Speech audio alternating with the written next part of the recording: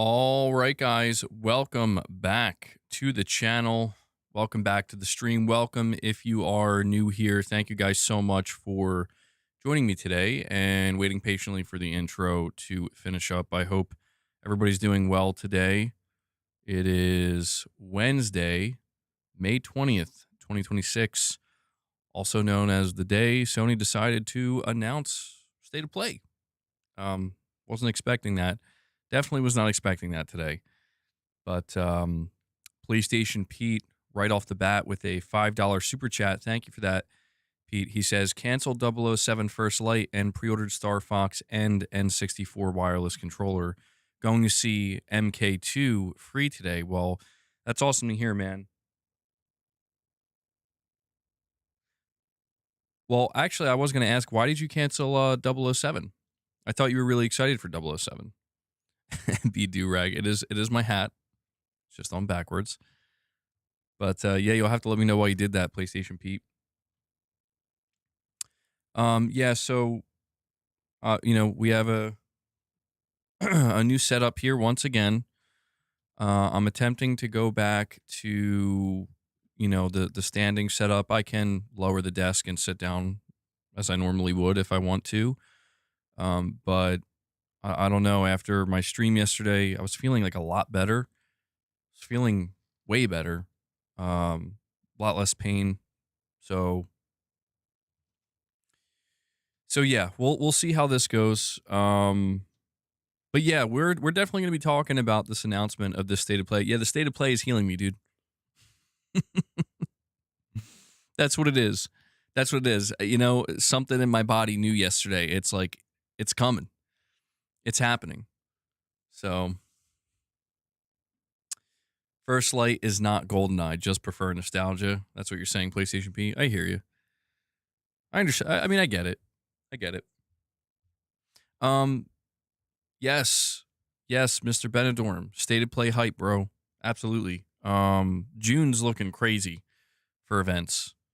It's looking crazy. It's looking like E3 season. That's what it's looking like. Guys, do me a favor. If you, I gotta stop saying I keep saying If you enjoy the streams, if you enjoy Press X Podcast and you appreciate what I do here and you want to help it out, please take a moment, hit that like button. Okay, we're sitting at 31 likes. Let's see if we can bump that up to 50 likes, maybe even 100. We have over 160 people here, so be sure to hit that like button. We are going to, I said again. We're going to be talking about the State of Play. We're going to be talking about Wolverine. We're going to be talking about the fact that the State of Play is seemingly going to be well over an hour. We're going to be talking about the fact that Sony is announcing the State of Play 2 weeks ahead of time. We're going to be talking about all this stuff. And who knows where else we may head over the course of the stream. So, yes, it's finally good to have the confirmation because Insomniac Games has been they've been coming out, I mean, on a near weekly basis saying, spring. Spring is when we're going to show more Wolverine, and we're like, well, I mean, like we're getting close to June now. When are we seeing Wolverine? So we finally know when we're going to see it. We finally know. We have Sir Digital Dude with a $5 super chat. He says, "What's up, MBG? I just added Ghost of Yotei and Astrobot to my physical collection. Also, finally some Wolverine news. Yes, finally, dude. And that's awesome.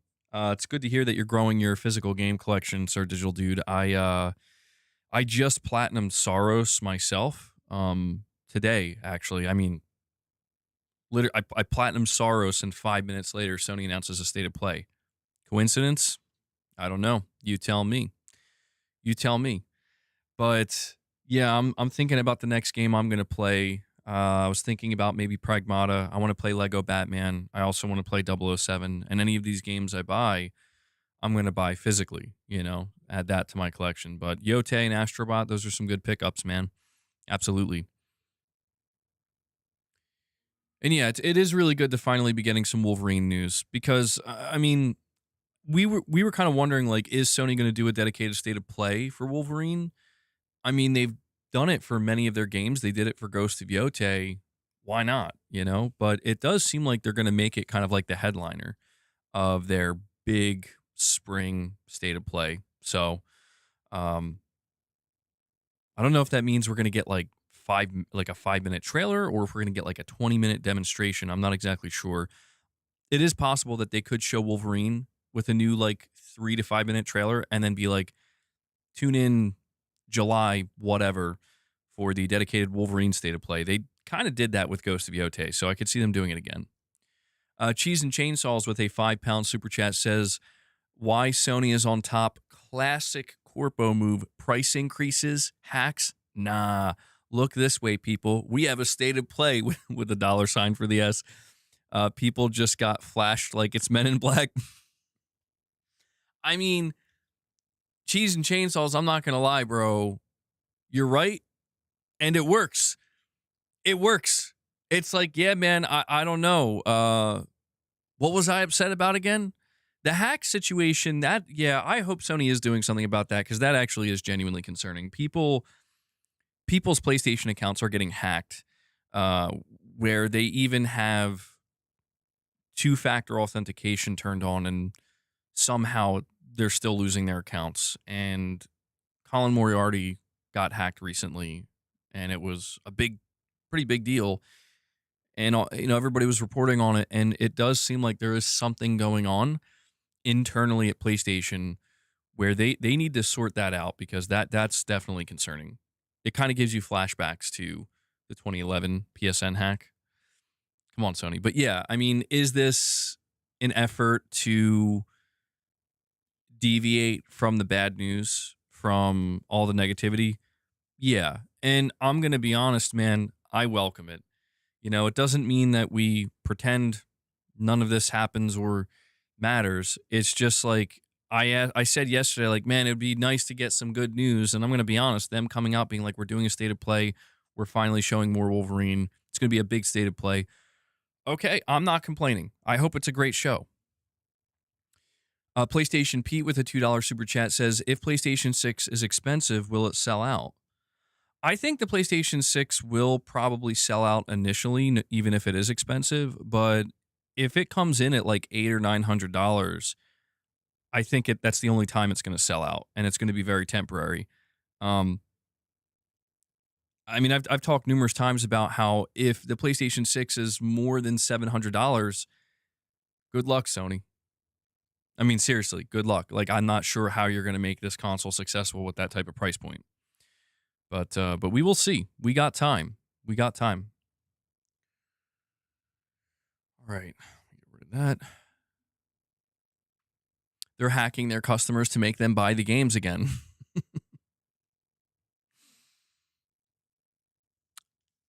Don't post any digital game receipts. That's how. Yeah, Warhorse Studios is now working on a Lord of the Rings game, open world. Pretty huge. State of Play, X Wolverine versus Xbox Game Showcase, X God of War. Not God of War, Gears of War E-Day. PlayStation 6 should be at least $1,000. Sony needs the money, so we get no more price increases. I mean, I don't know. I don't know what they're going to do. Will they talk about the PlayStation 6 at this state of play? I'm going to say no. Not yet. Henry in Middle-earth.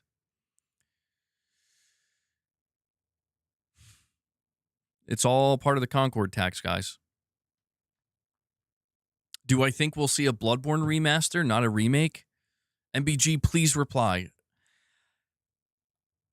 I mean, are we going to see Bloodborne at the state of play? I don't think so. I think we're just not going to see Bloodborne. I'm going to be honest with you. If we haven't heard anything at this point or seen anything, we've had insiders come out and be like, there's nothing. I don't think we're getting anything. Now it's the marathon tax. Apparently, From Software is set to announce their new game at Summer Game Fest. So that's a rumor. That's not confirmed, but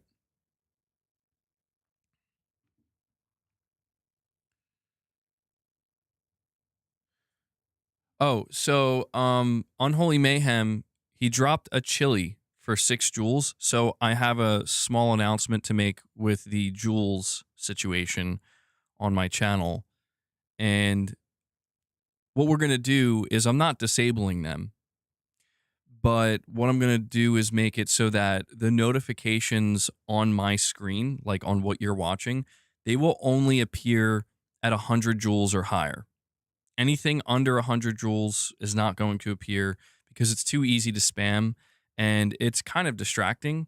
I don't mind if you want to do the smaller ones, obviously in the chat box, that's totally fine. But in order to kind of keep things, you know, to prevent spam of any kind, you know, dropping like, I don't know, like 50, 50 whatever they're called. What are they even called? They're not super stickers, but 50 notifications for like $1. It's insane. You know what I mean? So we're gonna keep it at 100 joule minimum in order for it to notify me and in order for it to be a notification on screen. Okay. Cheese and Chainsaws with a £2 chat says Matt Piscatella. I'm like, who?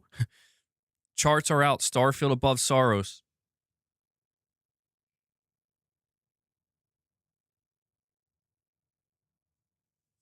Ain't no way. All right, I got to go check that. I actually haven't seen that yet. How far ahead of Saros? Unholy Mayhem, thank you. See, did it come through? Did it show up? Wait a second. How many joules was that you dropped? You sent a Sunday. That's worth 100 joules. Or rubies? I think that's what they call them, rubies. I don't know. They got rubies and they got joules. I don't know. Oh, it was above it by 1 spot. Wait, did it not show up? I just want to make sure this is working correctly. Duskbloods. Yeah, Duskbloods. We got to see that. What exactly is a joule? I don't know. It's a new thing that YouTube implemented for like streaming.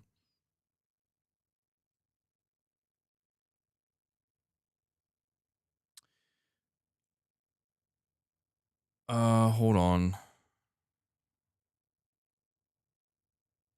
For some reason that didn't work. Why didn't that work?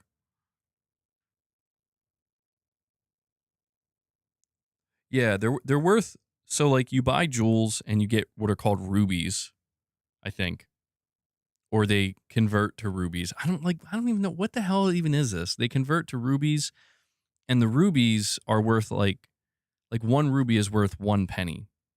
So it's like if you drop what he just dropped what is it, a Sunday for 100 joules.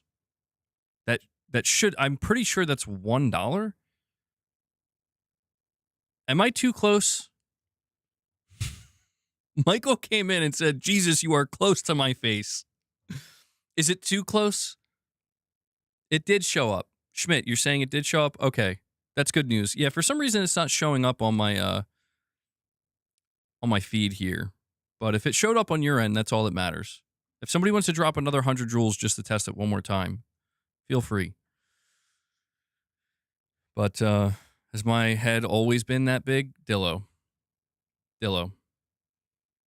Yes. The answer is yes. Am I too close? Is this too much? Come on. What? Are you serious? You like it. You know you like it. This is how you want it. Arnold has confirmed. Wait, let me see. Let me make sure. Okay, it did show up. There we go. Okay. Good stuff. All right. I'm glad we could sort that out. It's working as intended. Arnold has confirmed that King Conan, the long-awaited sequel to Conan the Barbarian and Conan the Destroyer, is expected to begin filming in 2027. Oh, man, that is crazy. I can't believe it. I can't believe it, dude. Like, we're getting another Conan movie starring Arnold? Dream come true. Sounds good to me. All right. Why do they do this virtual currency? Just show the actual dollar amount. Well, yeah. So the way it works basically is 100 joules equals $1, and so that's why I decided to implement this. Where again, you can drop anything you want, but I only want the notifications to go off if it's at least $1, just because it's too easy to spam. Guys, hold on one second. I forgot to grab my coffee.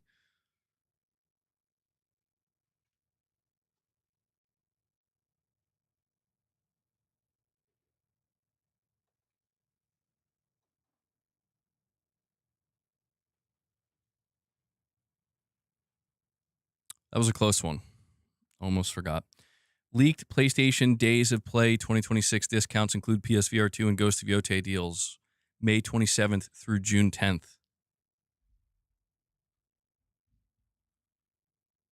Yeah, people were asking about that. Now that the State of Play has been announced, is there going to be a Days of Play sale? Did I remember to thank my PC this morning?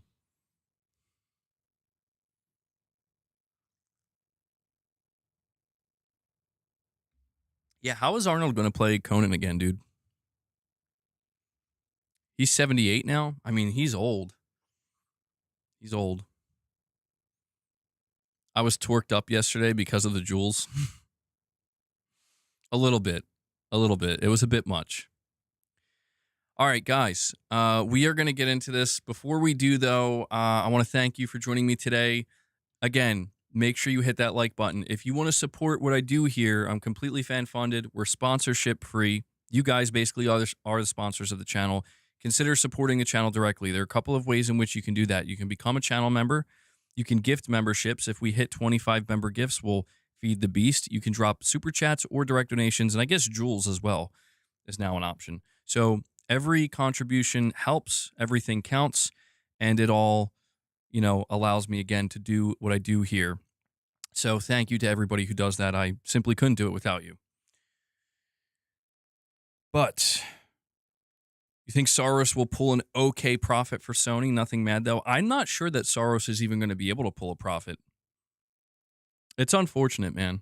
It really is. I mean, this is a situation where it is fair for people when they see reports that Saros is not selling well. It's fair to ask, like, why? Why are the PlayStation fans not supporting their exclusive games? Now, you can't say that applies to all games. It doesn't. PlayStation players support a lot of games. But in the case of Housemarque and Saros, it looks like the support just isn't there, man. And I think that sucks. I do. I think Saros is a fantastic game. I've been really, really enjoying it. I just got the platinum this morning. So, it selling poorly doesn't take away my enjoyment of the game. But, it does make me feel a little bad in terms of what this might mean for Housemarque or, potential problems they could run into if it continues to struggle going forward, where even if they put it on sale, it still can't sell, stuff like that. It's definitely concerning to see. MBG, please, will this State of Play be good? I think the State of Play is going to be great. I'll tell you right now. Saying it's sad Pirate Nation was spreading fake news about Saros, though. What type of fake news? Are you talking about like some of the plot points that people were making up that weren't true? Or images from the game or something? I don't know. There definitely was some. I don't think the drama helped it, to be honest. I don't think it helped it. You got Returnal on PlayStation Plus Extra today? Nice, dude. Yeah, I think the State of Play is going to be fantastic. I mean, it's going to be over an hour long. I'm going to read the blog post to you guys. Dormant IP coming back? I don't know. Unholy Mayhem with a $2 super chat. And he also dropped, I think, 100 joules. I just got the Assassin's Creed 2 Platinum. Well, congratulations on that, Unholy Mayhem. How many Platinums is that now? I think for me, Saros was my 59th Platinum. Not my 69th, unfortunately. My 59th. So one more, and I think that's 60. Pretty sure. I have to double check. You hope Wolverine doesn't consume too much of its time? Well, Over on the PlayStation blog, they say a new look at Marvel's Wolverine kicks off over 60 minutes of news and announcements for games coming to PS5. State of Play returns Tuesday, June 2nd, with more than 60 minutes of updates, announcements, and gameplay reveals from top studios around the world. To kick things off, you'll get a closer look at Marvel's Wolverine. Insomniac Games will share more from its upcoming third-person action-adventure game, showing off Logan's brutal and relentless combat, along with some new details. This all-new take on the comic book legend launches on PS5 September 15th. They do say here at the end, and I actually forgot to mention this in my video, I completely overlooked it, special Alamo Drafthouse State of Play viewings. We're excited to be partnering with our friends at Alamo Drafthouse in the United States to host a special live watch party viewing of the State of Play stream on June 2nd. Tickets will be free but limited, so head over to this Alamo Drafthouse website to learn how to grab a ticket for one of the locations. You'll be able to claim yours starting today at 6 a.m. PT. So Los Angeles, San Francisco Bay Area, Chicago, Dallas/Fort Worth, and New York City. I did try to see if I could get tickets for the one in New York, but the website was like totally broken and would not let me. So yeah, that was unsuccessful. We have Saul Goodman 7713, a member for 21 months, says, I was literally asking AI about the May State of Play time in the past few years at work today to kill time. And please, Faye, please, I guess you're saying you hope that the Faye game is not the one more thing. You want something unexpected. Well, yeah, so so here's the thing. I do want to acknowledge that in this blog post, Sony did not say anything about first party. They explicitly said we're showing you more Wolverine, but they didn't say you're going to get. They didn't say to expect more games from first party studios. Now, I want to be careful with this because I don't want to like get people's hopes up too high, but the chances of Sony doing a big state of play like this, especially, at the end of spring here, at the time when it's showcase season, the chances of them only showing Wolverine are incredibly low. That would be kind of insane. The way they're here's what I think is going to happen. So they say that they're going to kick off the show with Wolverine. I don't think it's going to be like 15 or 20 minutes of Wolverine. That would be insane. If they did that, they would have to tell you it's going to be that long. I think they're going to kick it off with a new trailer announcing pre-orders, perhaps, and also maybe the collector's edition. And then I think they're going to let you know that they're going to have a more dedicated state of play in July. I think they're going to do exactly what they did for Ghost of Yotei. Maybe I'm wrong about that. Maybe it will just be a new trailer. Maybe they're not going to do an extended gameplay demonstration of Wolverine or something like that. Maybe it's just not needed for this game. But I do think that people need to be aware that that they're opening the show with Wolverine. So the idea that they're going to open the show with Wolverine, maybe it takes up at most 10 minutes. And then the remaining 50 plus minutes, there's no other first party. It's impossible. On the other side of that, though, I don't want to necessarily hype people up and make you assume that, well, you can expect all of the major titles. Games that I think are actually realistically maybe ready to show off or give updates on are Intergalactic at the end. Maybe the Faye game. I mean, I think the Faye game will be announced. I think that is going to happen. Is that going to be the one more thing? Honestly, yeah, I think so. So, Saul, you're saying you don't want that to be the one more thing, but I think that's going to be the one more thing. And I don't think it's going to be bad. I want to encourage people, truly, like, give it a chance. Give it a chance. It's Cory Barlog. Let him cook. If they show it to you and you're disappointed and you're like, that doesn't look good, I'm not excited for that, I don't want that, fine. But I don't know, man. This is a really big game for them. And Sir Digital Dude with a $5 super chat says the Faye game would have been unexpected if it wasn't for those stupid leakers. Cory Barlog was expressing his frustration with that too. And I have to agree, the Faye game would have been a shocker. It would have been a shock. Blame Nate the Hate. He's the one who, and nobody else leaked it. He decided to leak it. Blame him. That would have been crazy, though. It would have been absolutely wild if they were able to keep this game a secret, for better or for worse. That would have been something. I agree with you there, Digital Dude. Rockstar's not going to be there with GTA 6. They can break the internet on their own. I don't know. I don't know, man. I agree with you that they can break the internet on their own. They don't need to be anywhere, but I do keep in mind that Sony has a marketing deal. You know what? I'm gonna take it easy. I'm gonna pump the brakes. I'm gonna say no GTA 6. I posted on Twitter just, a picture of a state of play and the GTA 6 logo, but I don't know. After the whole fiasco that just occurred with the Best Buy leak and all that, no thank you. I'm just going to wait. I'm not going to assume GTA 6 is showing up anywhere ever at all. It'll just drop from the sky when they're ready to drop it from the sky. And you're right. They don't need to be anywhere. They can break the internet easily. MBG, will I get derogatory remarks like no life gamer if I bought a ticket to watch the upcoming State of Play at a theater? I'm sort of scared to get called that. Well, yeah, because that's what you are. You have no life. You're a no life gamer, bro. You should be scared. You should be scared. Do you understand? I'm kidding, of course. I'm kidding.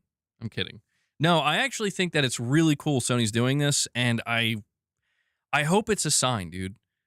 I hope it's a sign that they're starting to open up a little bit more to the idea of doing some more in-person stuff. I mean, it's not like it's not a live event. You're still going to a theater, but damn, if I could have gotten those tickets, I would I would have. Fellow PlayStation fans get hyped. Nate said there will be more exclusives at the State of Play besides God of War and Wolverine. I believe it. Oh, here it is 1 minute ago. Nate the Hate on Twitter.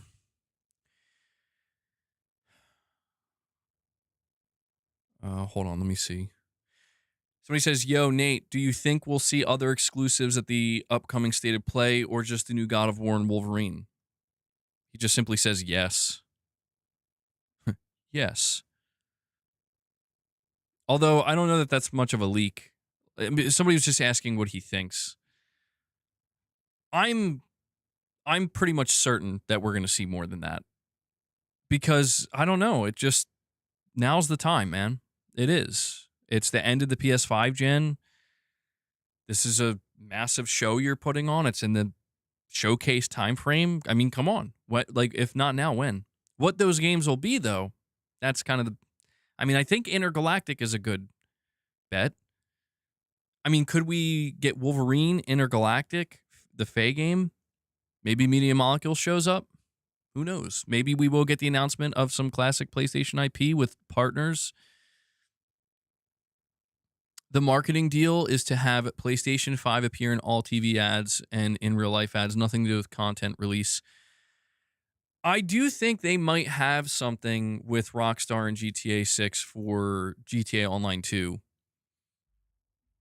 They've done that in the past. They did that with, I think, the PS5 version of GTA 5, but also Red Dead Redemption 2 Online, where you got some exclusive, I don't know, random stuff on their multiplayer. MBG, I haven't seen you mention this, but I saw several people say that Alamo Drafthouse says the State of Play will be 90 minutes. So yeah, we need to talk about that for a moment. If we go to, do they show Marathon DLC?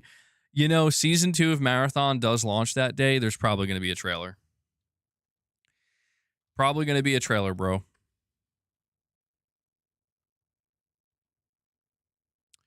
All right, so if I go to the PlayStation blog again, they say State of Play returns with more than 60 minutes of updates, announcements, and gameplay reveals. More than 6. So they're confirming once again. Sony loves to do this. Sony loves to do this, bro. They like to say, oh, yeah, it'll be a little bit more. Just a little bit more. It ends up being like 15 minutes more, 10 minutes more. I mean, a good chunk of time. Will it be 90 minutes? I mean, Alamo Draft, I'm going to say it's not 90 minutes. I don't think this is going to be an hour and a half. I think that's crazy. I mean, if it is, that would be incredible. That would be, I mean, that's a full-blown showcase, dude. That's a massive showcase. An hour and a half would be incredible. I don't think that's what we're getting. PlayStation Studios are working for years, and we did not see, I think it would say Squad. They better show the goodies. I think they will. Concord Remastered, lock it in.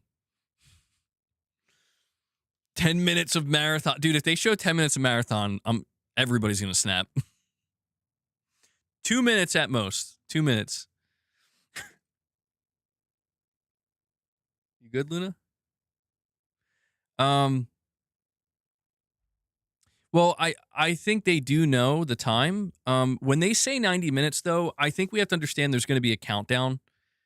That countdown, I don't know. I mean, sometimes they do 30-minute countdowns, dude.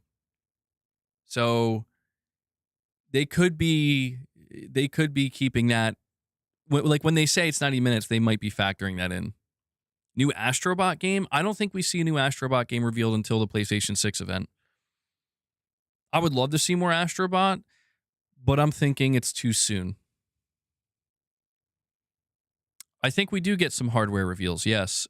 At the very least, I think you're going to see the reveal of the, what is it? The PlayStation Portal OLED. Apparently, that's something they've been developing. An OLED model of the PlayStation Portal. I think that'll show up. And they'll probably say that that's coming out at the end of this year. Will they show fair? Dude, that's the question. Will they show fair games, dude?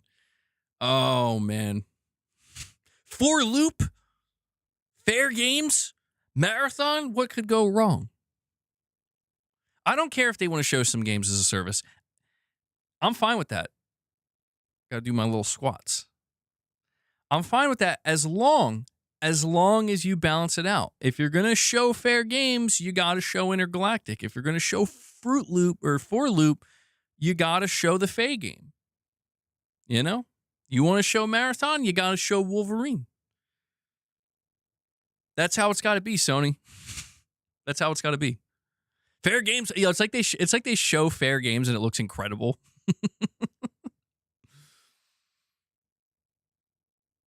Hey, MBG, I'm 45 hours in the Saros and just got to the Yellow King. No modifiers. Do I suck? No. No, definitely not. No modifiers at all? No, that's pretty good, dude. The game is definitely challenging. I think you're doing just fine. You're doing just fine. Cheese and Chainsaws, you're saying with a £2 super chat, I'm calling it now Astrobot 2.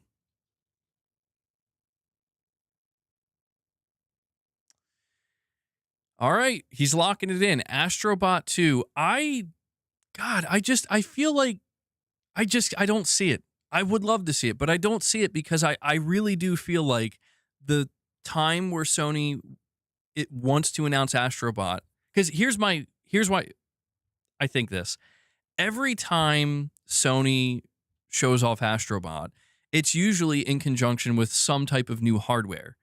And they've kind of made, I mean, Astrobot isn't just the mascot for PlayStation, but also kind of the mascot for the hardware side as well.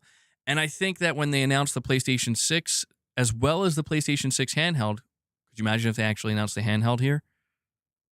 Could you imagine that? If they were to, whenever they're going to announce this new hardware, I think that's when they're going to want to announce a new Astrobot game, because I think part of that game is going to be to, you know, it's going to be centered around the new hardware. But I'd love to be wrong. I mean, dude, imagine they show up at this state of play and they're like, we are revealing the handheld, and yes, there is going to be some type of Astrobot experience releasing with it. That'd be crazy. But yeah, they've had some time now. They've had some time, so they might be ready. They might be ready.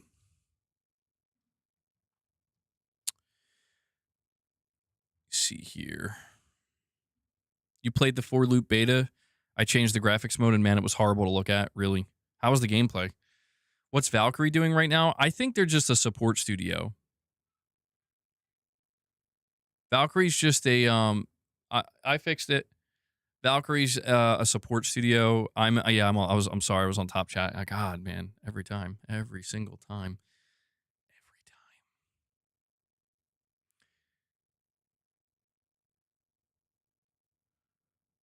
Ratchet and Clank, Astrobot crossover. Maybe we could have multiple Astro games. An Astro Kart? Oh. Okay. We have a direct don't. Michael, Mrs. MBG just informed me from up top that she's always watching.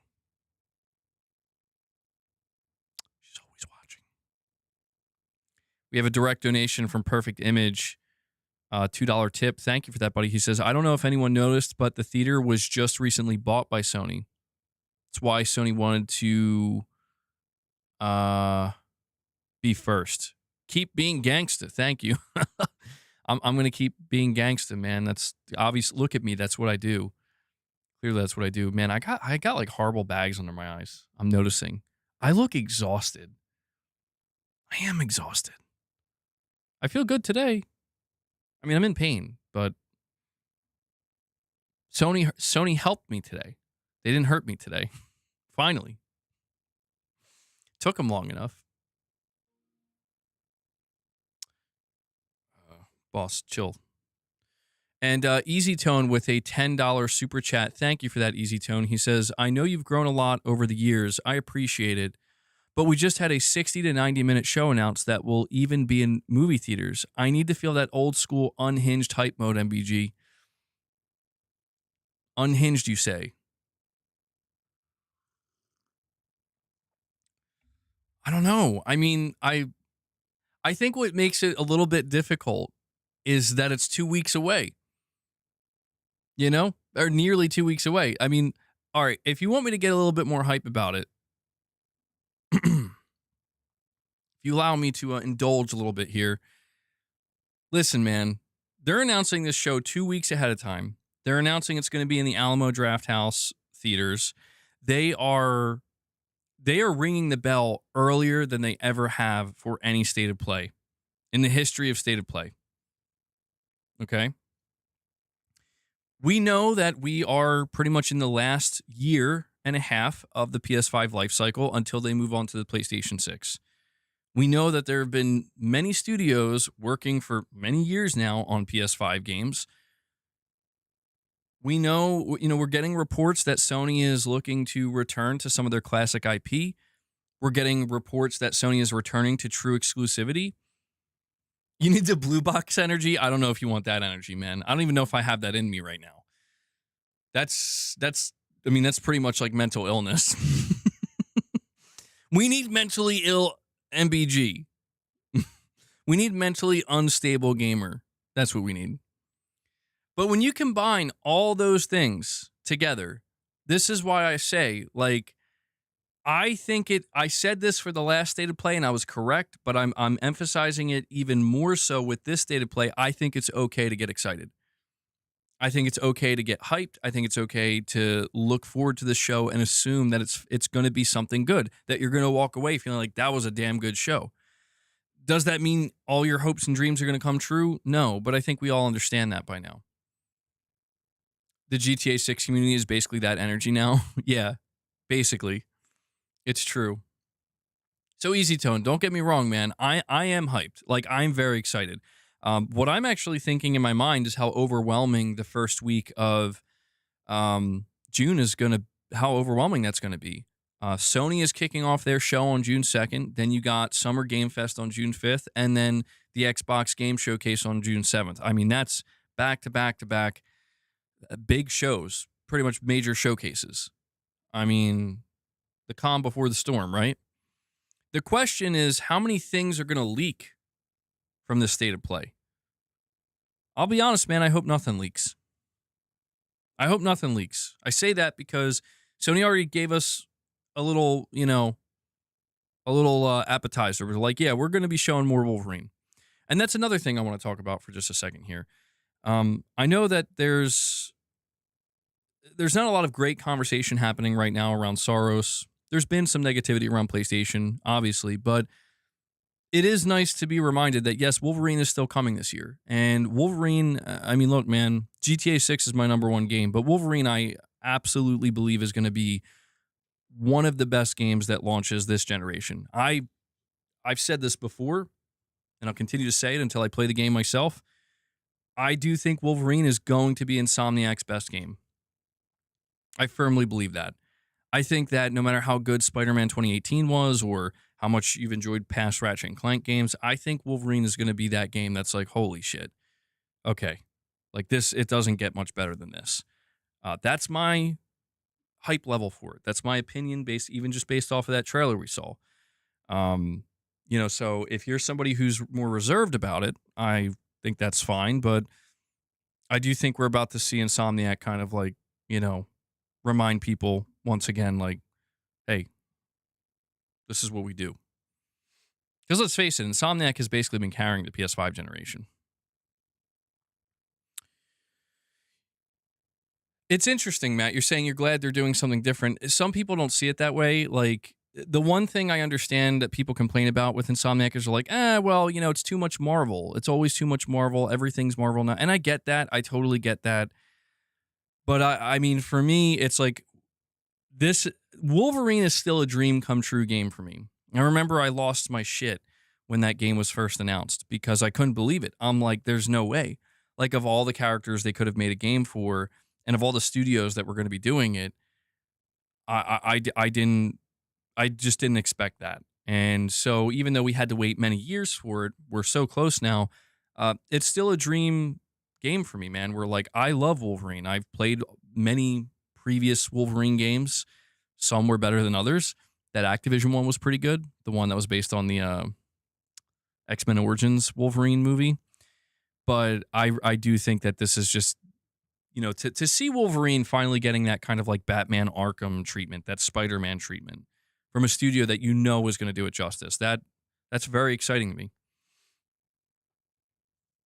Where you think Ratchet and Clank is better? Well, I mean, Ratchet and Clank, it is kind of like the OG, right, for PlayStation and Insomniac. So how do we know you're actually a Wolverine fan? Well, I mean, I'll be completely honest with you. Like, I didn't really grow up reading Wolverine comics. I had a few. Really, how I was introduced to Wolverine was through the animated shows and the movies, the X-Men movies. And that was how I was introduced to Wolverine. And then, as I'm playing the PlayStation 2, there's like, what was it, the PS2? I know there was a Wolverine game that came out on PS2. I'm pretty sure it was, I think they called it like X2 Logan's Revenge or something like that. And they put like a picture of Hugh Jackman on the box art, but it was that like the Wolverine that you got in the game itself was way more closer to the comic book version. What's Logan's first name? Oh man.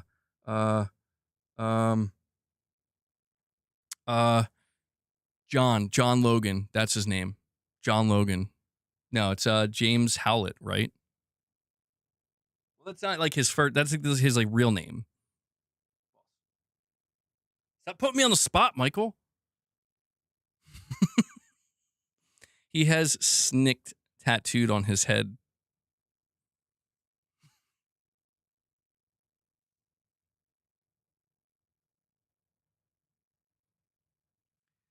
Yeah, that you guys know me so well. Sorry, I don't know anything about Wolverine. I mean, yeah, I remember when I went to go see the first X-Men movie.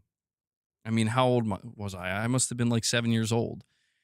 And I'm like, dude, this Wolverine guy is the coolest thing ever,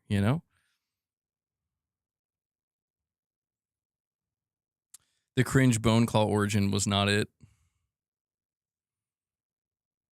Bone Claws.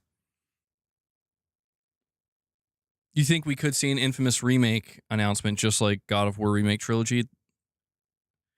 So you think that could be a big announcement they have at the State of Play? I mean, maybe. We did just come off of a report that apparently there's something Infamous related happening.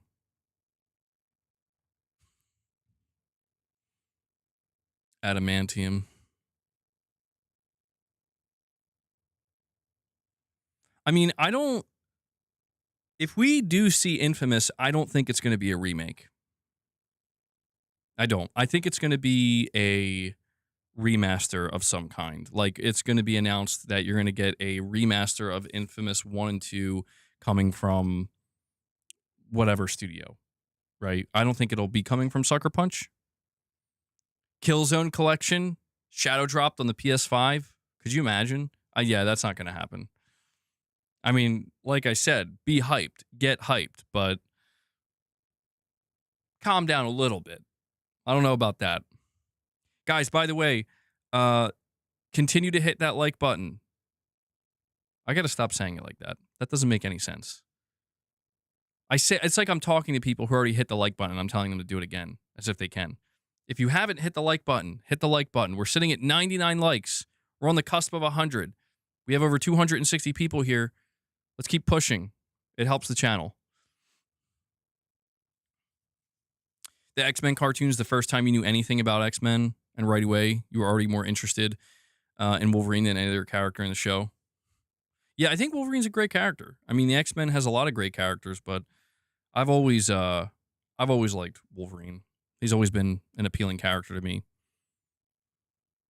I think I was Wolverine like 2 times for Halloween in my life. Just to be clear, it was like 2 distinct times I was Wolverine. Okay? So, Cyclops sucks. Cyclops is cool, but yeah, he's not my favorite. Is it okay to hit the dislike button? It's not okay. Do not hit the dislike button. Hit the like button.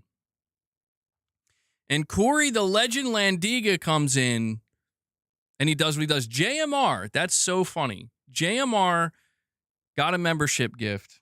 I'm no hero. Never was. Boss is sitting right here. Never He's will loafing be. right here next to me. You can't see him. Luna's right there. Boss is right here on my chair. Okay? He's loafing. But JMR came in the stream, I think as soon as it went live, and it was like, oh, my membership expired. And then boom, he's the first one to get gifted. Corey, thank you for the membership gift, Guy. Thank you, Guy. I was trying to say thank you for the membership gifts, Corey. And guys, if you want to contribute to the goal, consider gifting some memberships of your own or becoming a member. We're going to try to hit 25 so we can feed that black loaf right over there who's clearly waiting for treats. And we have a, well, let me add this to the account here. We have a perfect image with a $2 direct donation. Says, why people thought just because Ghost 1 gave a lot of online content, Ghost 2 didn't get the same treatment. I told my homie it's not a live service. Not a live service game. He's been playing for 4 hours. I don't recall Ghost of Tsushima's multiplayer getting that much content either. I think people are misremembering. Like, it got a few updates, but it wasn't anything crazy. You know? Unless I'm misremembering. Maybe I'm misremembering, but it didn't get anything insane. I don't know. I'm not upset at the idea that they want to move on from Ghost of Yotei Legends. I don't think they should linger on it. If it's not a live service and you're not going to keep up with it, don't just leave it as it is and then move on. You know? Oh, you think they should have dropped it day one? It was always going to be DOA. I mean, I do think, yeah, the kind of staggered release, I don't know that helped it. If they are moving on quicker from Ghost of Yotei Legends because there's just less people playing, I'm not shocked by that. It did launch multiple months after the game came out, and let's face it, and it's not, it's no offense to it because it's, Ghost of Tsushima's Legends mode was amazing, but Ghost of Yotei Legends is almost like a copy and paste in a lot of ways. It's almost just a kind of like re-release just with a different, some slightly different mechanics. So the idea that, I mean, even I really didn't play it, to be honest, where it's like I thought I would be more excited for it, but there were other games coming out that I wanted to play, and I'm like, yeah, I don't know. So I actually do agree with you there. Geez, I think maybe they should have dropped it day one. If they dropped it day one, I definitely would have played it. But he argued he argued 4 hours that it is a live service. Okay. It's definitely not. I mean, I could understand why somebody thinks that. I could understand why somebody thinks it's a live service because they're like engaged with this multiplayer Ghost of Yotei thing, and it's set up like a live service game would be in terms of like you get gear and you level up and all that stuff, but it all has caps that once you hit that cap, that's it. That's the end game. The end game is literally that. It's the end of the game. It's over. There's not anything else to do. Lady Gamer asking, what's that studio? Who's that studio that's working for PlayStation? Are you talking about People Can Fly? People Can Fly they're working on a exclusive PlayStation title, an established IP. We don't know what game it is, though. There has been speculation that it's Resistance. There's no confirmation. The project is called Project Delta. Delta can mean like 4, right? So people are kind of connecting the dots and thinking they're working on Resistance 4. Considering the pedigree of People Can Fly, I could see that, but we don't have any confirmation. And I do think it's going to be a PS6 game, by the way. 2 more days until MCM Comic-Con London. I get to have my photo op with David Hayter. On Saturday, he's doing a panel.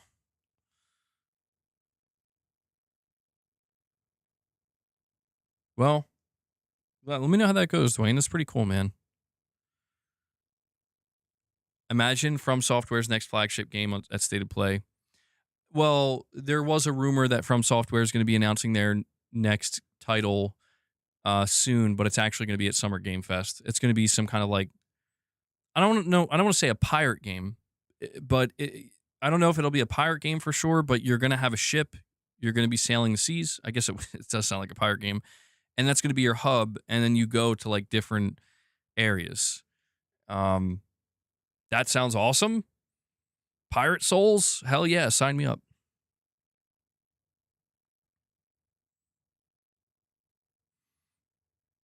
But yeah, if the leak is true, it's happening at Summer Game Fest, not State of Play. Oh, that's true. That's true, Mr. B. You're saying Yotei Legends has 4-player co-op missions. Tsushima's never had that. That's true. So there are some differences. Yeah. I'd say that's a pretty meaningful difference.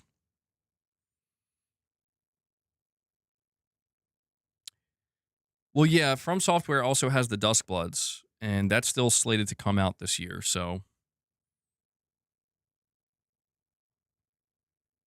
Pirate Souls, my God, I need that in my life. I mean, it sounds awesome. Part of the reason why it sounds so awesome is because you know that even though that concept isn't like crazy, it's just the fact it's From Software doing it. Where it be the noob of grayness. You know what? I don't know if you can see him or not. He's right here. Luna, what are you doing?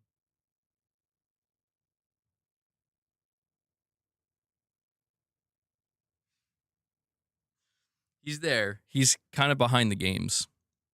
I'm probably blocking him with my shoulder, but he is here. So we got Luna in here, we got Boss in here, and we got Papa in here. Yeah, Luna's in here early. She just wants treats. Most people will never get Yotei 100% trophy completion because the raids are so difficult. It's one of my proud achievements. That is a good one, Mr. B. I did the raid on the last one, and I didn't like it. Dude, I don't like raids. I didn't like it. So I do have 100% trophy completion for Ghost of Tsushima Director's Cut. Didn't get it for Yotei, though. I have 84% trophy completion for Yotei. I was just looking at my trophies this morning, and I saw that. I'm like, damn.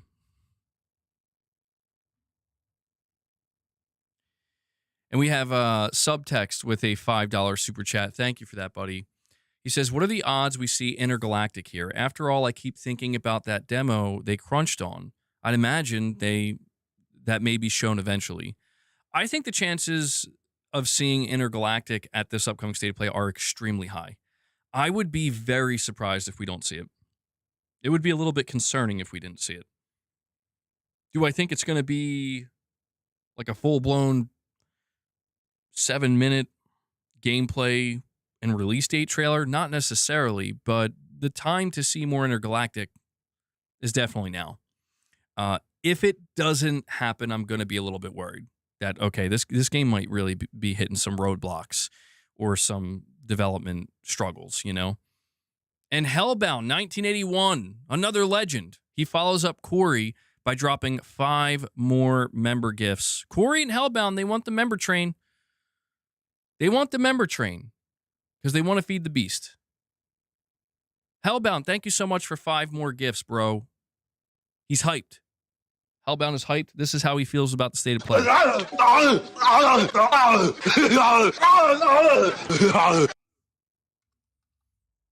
You know what? I'll do one better for you. Hold on. I'll do one better. We need a member train, but let me see if I can find this.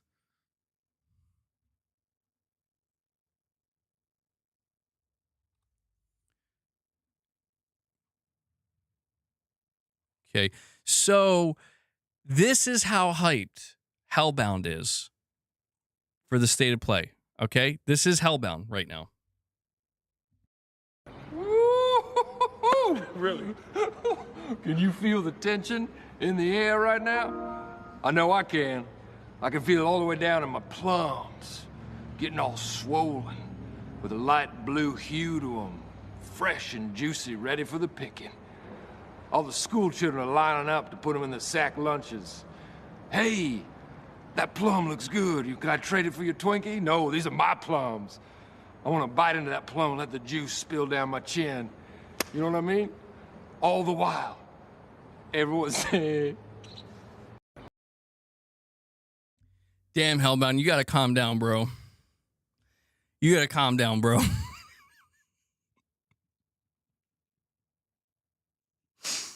I mean, people want me to bring that level of hype. I wish I could. I wish I could. All right, we have but thank you, Hellbound, for the 5 member gifts, man. Edward Hulse, Herman Hulse's cousin, member for 6 months, says, I still can't believe Sony announced the next State of Play today, on my birthday, no less. If they're starting with Wolverine, what will they end with? My running theory is they're going to end with the Faye game, Cory Barlog's new game. But apparently those aren't the only games we're going to see there. And that's awesome, dude. Getting a State of Play announcement on your birthday, that is pretty lucky. Happy birthday, Edward. Happy birthday, man. Cheese and Chainsaws with a £5 super chat says, Pragmata was high up on that Matt Piscatella chart. I think number 2. Been great seeing Capcom this year doing great. RE still the best-selling game of the year, I think. Yeah, I did see somebody mention that about Pragmata being number 2 and RE9 still being the best-selling game of the year. Dude, I mean, and they have Onimusha still to come this year, apparently. Capcom has been killing it. Like, I mean, most other publishers are being left in the dust by them. Capcom is actually doing so good that I feel like Sony, you should pay a little bit of attention because they're killing it, dude. Like, they're absolutely killing it. And Capcom, they've been on a tear for like over a decade now. So I love to see it too, man. Dude, it's crazy to me that we are almost halfway through the year and RE9 is still the best-selling game. I don't know. I mean, that's kind of crazy. Do I think it's going to stay the highest selling game of the year? No, I don't think that's going to be possible, but very, very good on them, man. I hope they keep it up. I do. I want to play Pragmata. I don't know if I'm going to play Pragmata next or if I'm going to I don't know. I don't know. I'm still thinking like, dude, I just platinum Saros. I hate Marathon. Like, I don't hate it, but I'm like, I'm so done with Marathon, but I have 1, 2, 3, 4, 5, 6, 7, 8, 9, 10, 11, 12. I have 12 days to try to get to level 100, and I don't know if I should try to do it or not. I don't know if I should. Because I just need one trophy for the platinum. It's just sitting there at 90%. It's torturing me. I have another super chat from... Oh, hold on. My studio crashed again.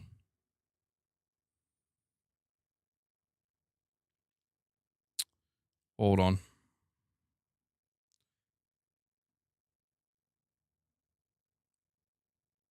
Okay, I have a super chat from Rashado, and he says Xbox is considering exclusives versus day one Game Pass. More to come. Whoa, whoa, whoa, whoa! What? Did I miss something? I must have missed something. Hold on.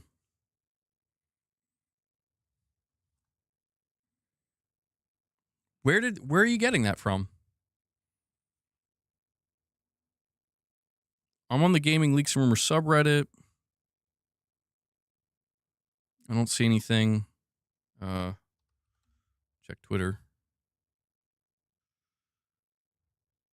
4chan rumor claims GTA 6 delayed to 2027.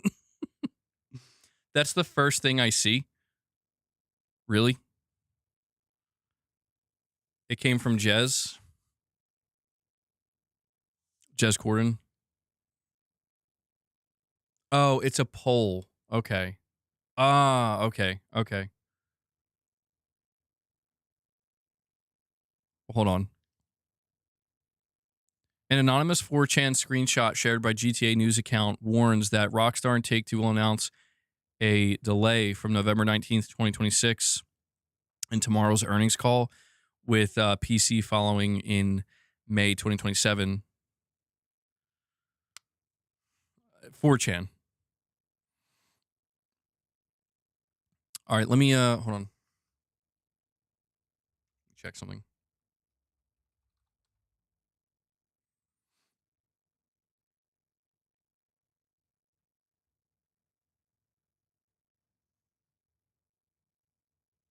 Okay, so just to be clear with what you stated, this isn't like a rumor or a leak.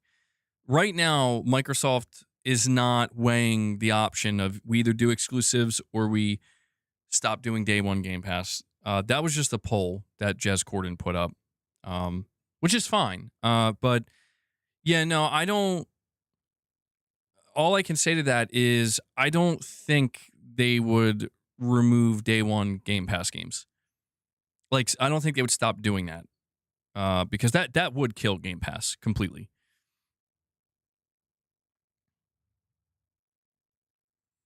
I only have a screenshot of the chart. Don't have Blue Sky. Wouldn't touch that. Can you access that chart? Oh, you're talking about from Matt Piscatello.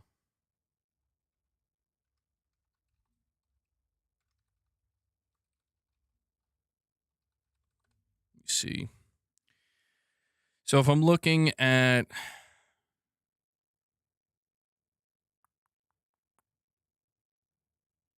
Matt Piscatella, looking for the charts.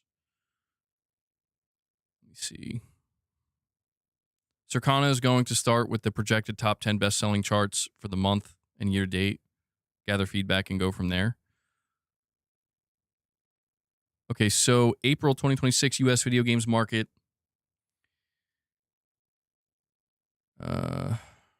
I'm looking. There's a lot of charts. April 2026 U.S. projected top 10 best-selling games ranked on physical and full game digital dollar sales. At number 1, Tamagotchi Life Living the Dream. Number 2, Pragmata. Number 3, Crimson Desert. Number 4, MLB The Show 26. 5, Wind Rose. 6, Pokemon Pocopia. 7, Super Mario Galaxy plus Super Mario Galaxy 2. 8, Starfield. 9, Saros. And 10, Mario Kart World. Best-selling games, top 10 best-selling games so far for the year. Resident Evil Requiem, Crimson Desert, MLB The Show 26, Pokemon Pocopia, WWE 2K26, NBA 2K26, Call of Duty Black Ops 7, Ark Raiders, Tamagotchi Life Living the Dream, and Minecraft. Minecraft coming in at number 10. That's crazy. Let's see. Hardware. Nintendo Switch 2 was again the best-selling hardware platform across both units and dollars in April and 2026 year-to-date, with PlayStation 5 again ranking second across both measures and time periods. After 66 months in the market, PlayStation 5's lifetime installed base finished April tracking 2% ahead of the PlayStation 4 on a time-aligned basis. Nintendo Switch 2 led the sales price of the original Nintendo Switch by 11%. What? See, this is what I'm talking about, man. This is what I'm talking about.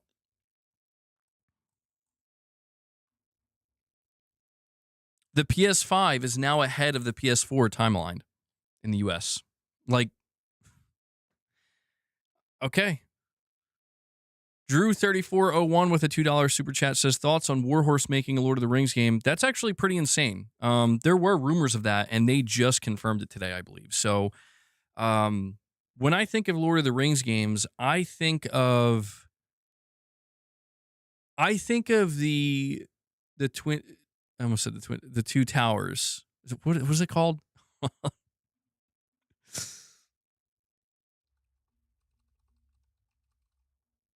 What I say, the Twin Towers? It was a PS2 game. I think EA published it. Yes, here we go. Lord of the Rings, The Two Towers, published by Electronic Arts, came out October 22nd, 2002. This is the Lord of the Rings game that I remember spending the most time with, and I loved it.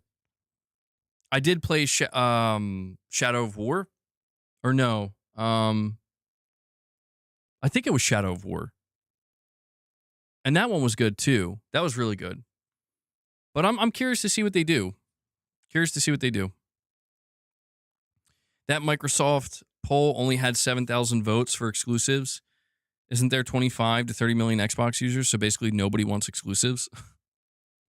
I mean, I think at this point, only the absolute hardcore Xbox players want exclusives. You know? I could be wrong, but that's my observation.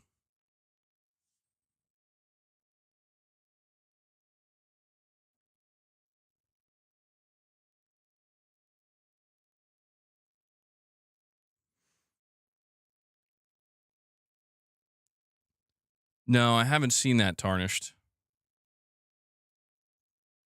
That's crazy. Why am I not surprised? Can't have exclusives with PC day one. So you're saying in order for them to have true exclusives, they would have to go back from releasing on PC? I mean, I guess I could agree with that. That'll never happen, though. Shadow of Mordor was great. Yeah, I think Shadow of Mordor was the one that came out in 2014 is the one I played. Shadow of War, that's the sequel, right? I didn't play that one. Yeah. That they tried to put like microtransactions in that game and stuff, and I'm like, what are we doing? What are we doing here? But putting microtransactions in single player games is just, I mean, bro, like, come on. Yeah, the Nemesis system. I mean, Shadow of Mordor was so cool because they used the Nemesis system and it worked so well. The combat was amazing.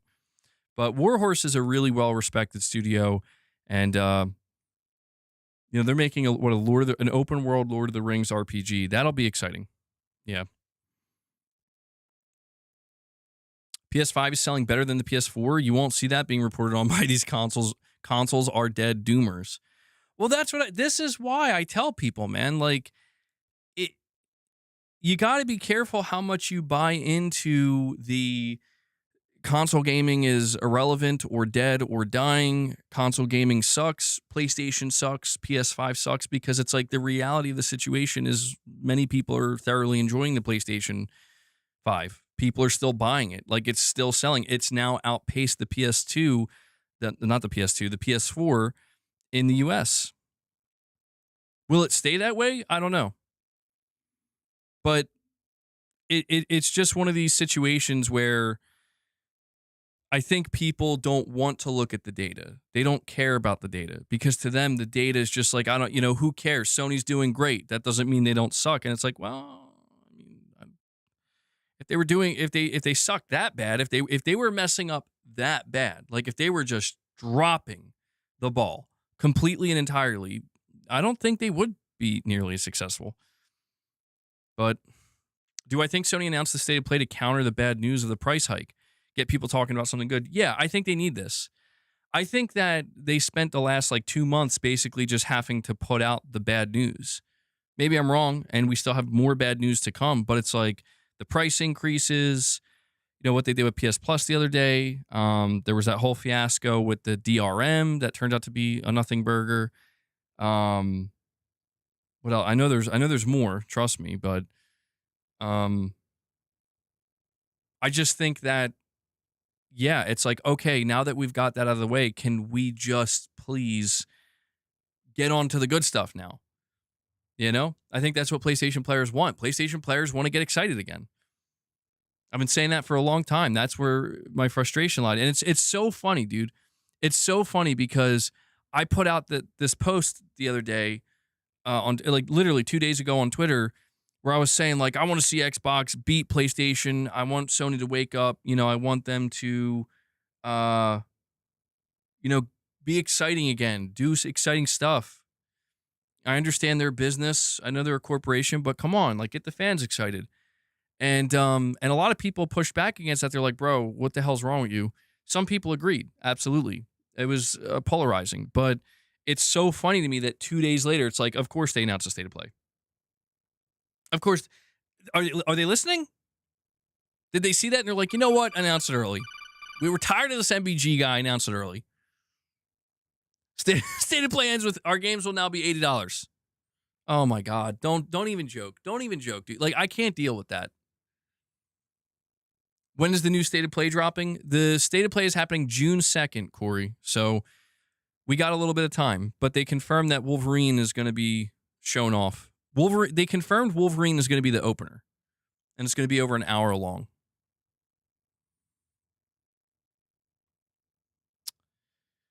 Have a direct donation, an anonymous tipster, $10, saying, just buying you a coffee for the W stream. We are 7 days from the release of 007, and I'm salivating in anticipation. Cheers. Well, thank you so much, anonymous tipper, whoever you are, for the $10 direct donation. And thank you for the kind words about the stream. Yeah, 007, right around the corner. I think Lego Batman, the early access just released. So good times ahead, man. Good gaming, lots of gaming shows, exciting times. All right, so I'm just going to sit down here. That looks crazy. Rise up, Short Kings. This is lore accurate Wolverine right now. All right.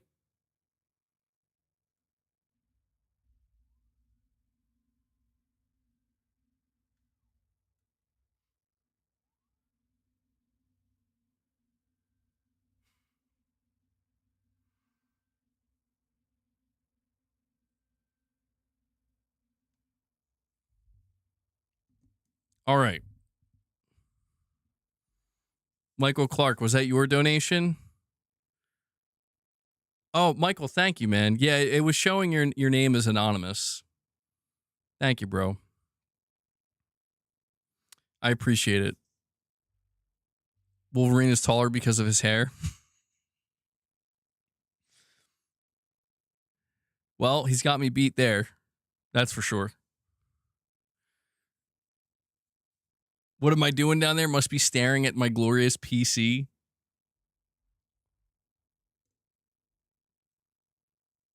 How's my back? How did I injure myself? I don't know exactly how I injured myself, but I don't know. I mean, I'm still suffering from a pinched nerve, but there was 4 to 5 hours last night where it unpinched and I wasn't in pain anymore. And I'm like, oh God, finally relief. But then I woke up again this morning and it was pinched. And right now I have some pain in my arm and stuff, but I feel like it's very slowly getting better. Like I'm not in as much pain today. Either that or I'm just getting used to the pain, one or the other. But how many BS mixtape like games are we going to see at State of Play? Oh, I don't know. I mean, there's obviously not every game you're going to see is going to speak to you. There's definitely going to be stuff you're not interested in, but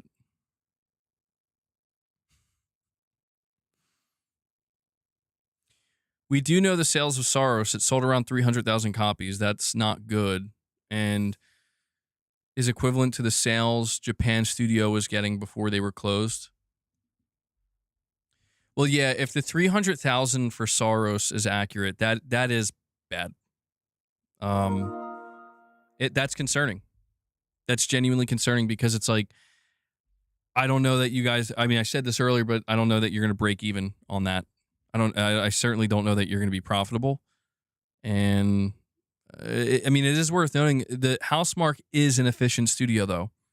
So, they hit milestones, they release games, they produce. So that probably means something. And that was from Alinea Analytics. We don't know if that's actually truly accurate. We have to take it with a grain of salt. But if it is, yeah, it's concerning. Kaz Jam with a $5 super chat says, remember when PC fanboys said that all PlayStation games would release day and date on PC eventually? Yes. There is one specific individual that believed it. Well, there's more than one. There's numerous individuals. And I will say this. To those people, I don't blame them fully because there was a point in time where even I was anticipating it. Even I thought, yeah, I guess Sony is headed in that direction. It makes sense. Where do you go from here? The next logical step, if you're continuing down this road, is you go day and date. But, it is interesting to see that many of the people who really fully believe, I mean, they didn't just believe it, they were completely convinced, like it may as well have already happened. It is interesting to see that, they apparently, they bet on the wrong horse here. But it's not like, for example, I saw people mentioning like Kena, I almost said Bridge of Spirits 2, but Kena 2, that is still releasing on PC, and that is being published by PlayStation Studios. And it's worth noting that based off of Jason Schreier's reporting, second-party games will still be able to decide if they want to release on Steam or not. And that's what Kena is. Kena is a second-party game. Sony's funding it and publishing it and helping with the development and everything. And that's still going to release on PC. Hideo Kojima's Fizzant will probably also release on PC. But it does seem like when it comes to Sony's own games, like Wolverine, Intergalactic, the Faye game, and future single-player titles, they're not putting them on PC anymore. And yeah, I mean, I didn't really expect that, to be honest. I have to admit, I didn't expect Sony, after all this time of releasing their games on PC, to just be like, never mind. I get why they are. And it is logical in the sense of, yeah, you just want to focus on selling your console. I get it. But I didn't expect that. I really thought that they were going to slowly but surely inch their way to day and date on PC.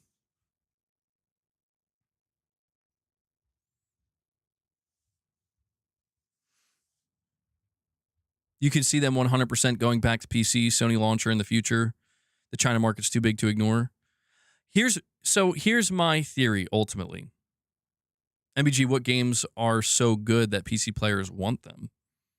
I mean, I think Wolverine would definitely be a game that, like, I do think Sony could find a pretty significant amount of success if they went day and date on PC with some of their games. Like, Wolverine is a perfect example of, oh yeah, I think that would do well on PC. However, it all boils down to Sony's business model is about selling their console because that's where they make their money. People So going back to like what I just read, here's my theory.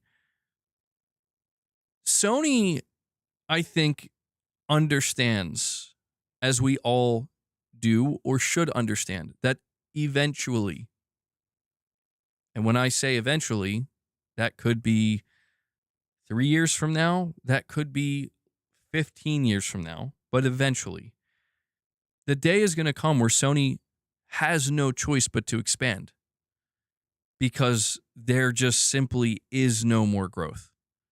Not only is there no more growth, but actually things are starting to slowly decline.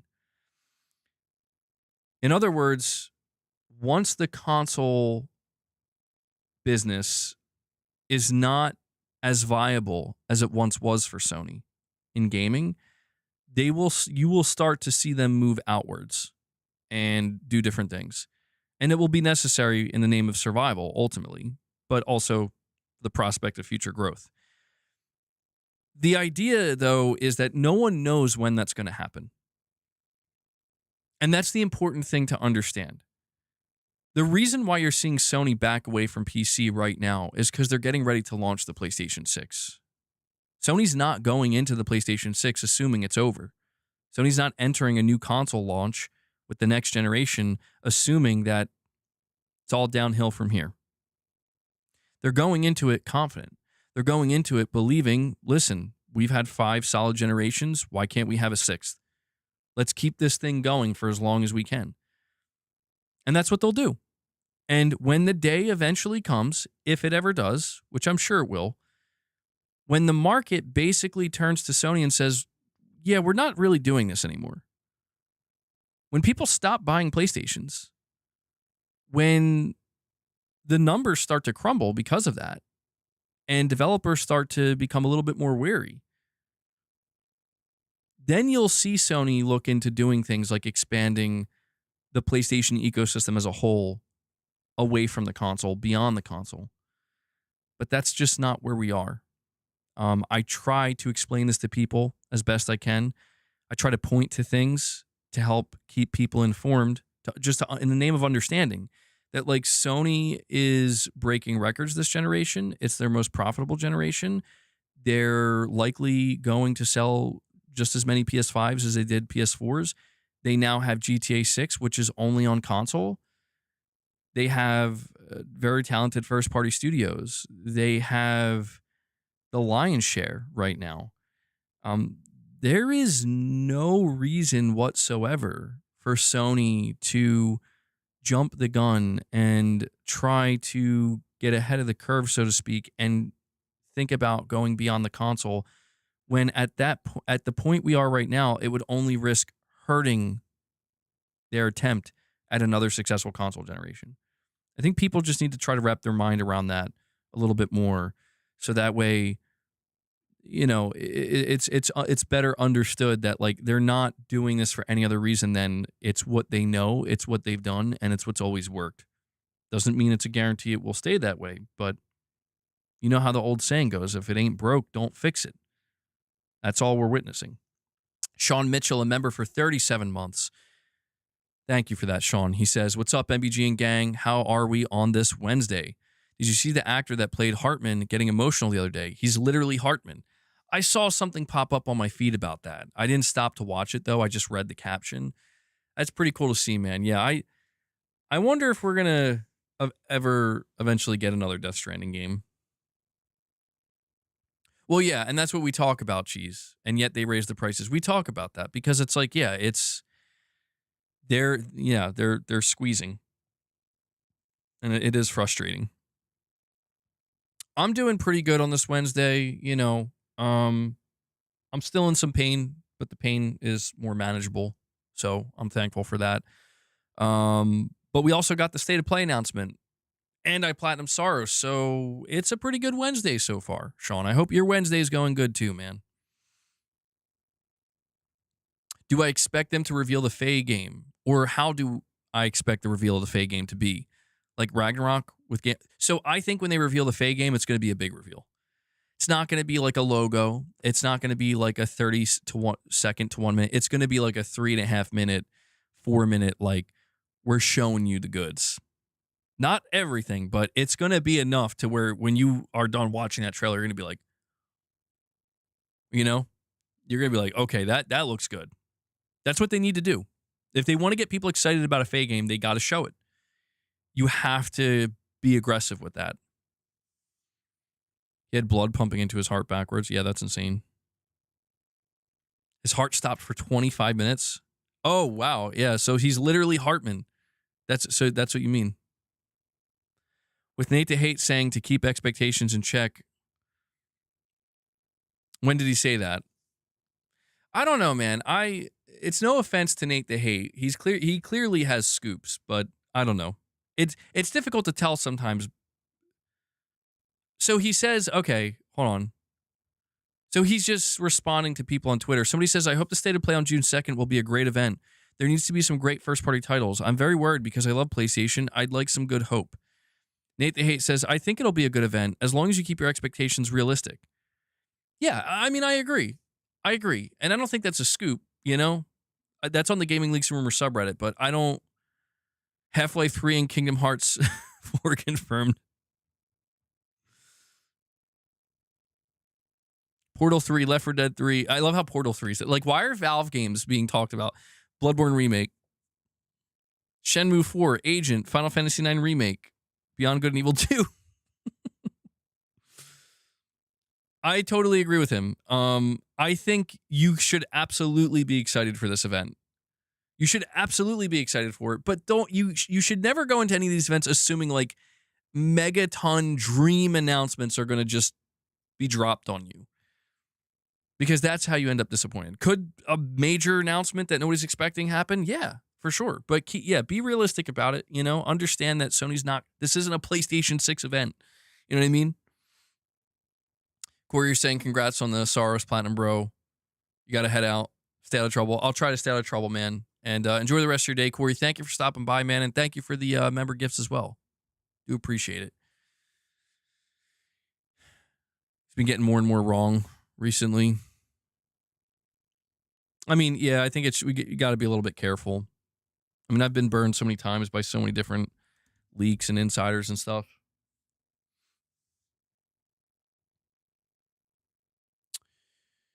Gaming Survivor, what's up, man? Titus, just saw you, bro.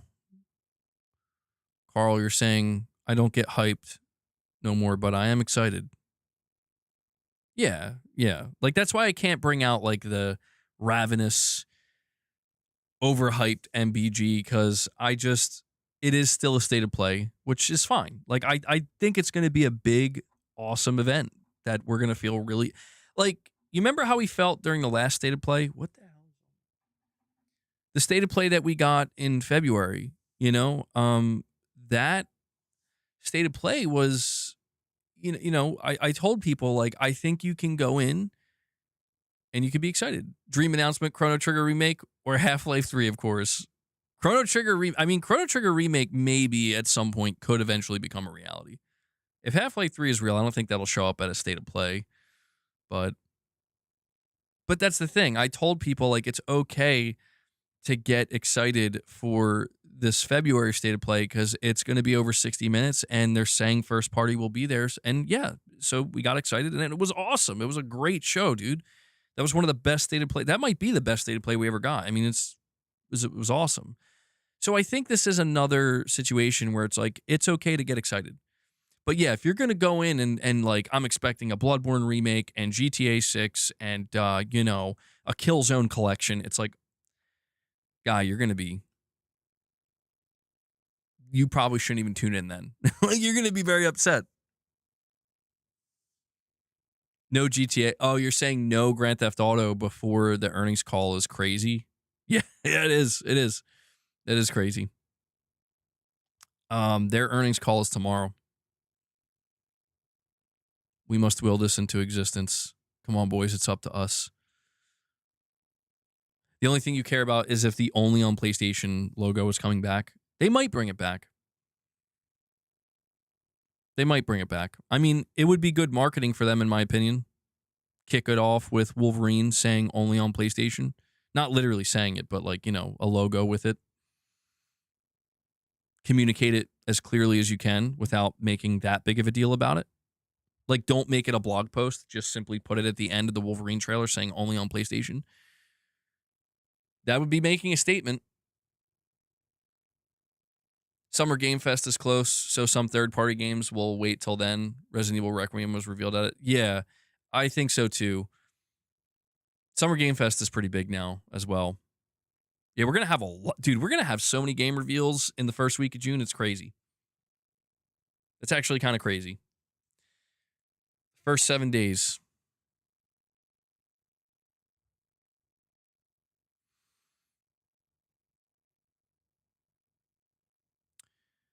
Is Sony Bend going to actually show something? No. As much as I would love to see something from Sony Bend, it's too soon. They had their project canceled, unfortunately, and they had to pitch something new. It got greenlit, and they're working on something. We don't know what it is, but nah. Not yet. Not yet, man.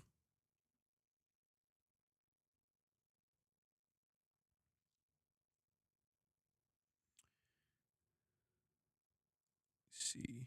Apparently, theaters are being made available to watch the State of Play. That's huge. Yeah, it's the Alamo Drafthouse. Sony does own them, by the way.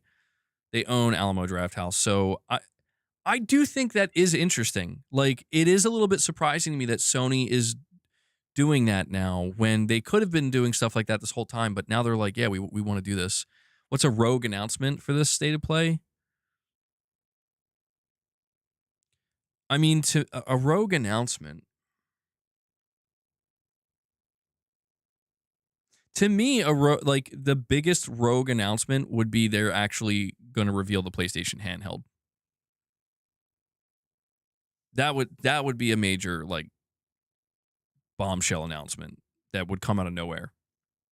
I'm not expecting it. Media Molecule would be very surprising as well. That would be a good one. Kojima showing up with Fizzin'. Oh, that would be good. That'd be great. Yeah. I think that's a PS6 event though. Like I don't. Oh, yeah, dude. Naughty Dog is rumored to be doing another Uncharted, so they got a lot. Yeah, Beast Mode. I said that earlier. I think the PlayStation OLED will get announced. The PlayStation Portal OLED. Just the PlayStation OLED. Do I think OD will be at Summer Game Fest? I think OD will be at the Xbox Showcase. Yeah. Well, no, like, I see Nicodemus and Gaming Survivor are there's some back and forth going on between console versus PC.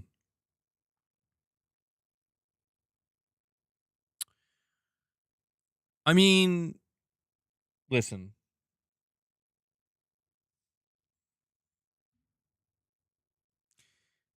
You know how like when people say if exclusives were so good, why is it that, like a game like Astrobot can only sell like 4 million copies or something like that?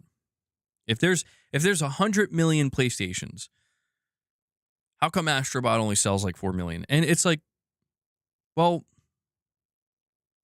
there's like over 1 billion PCs out there. What's up with game sales on PC?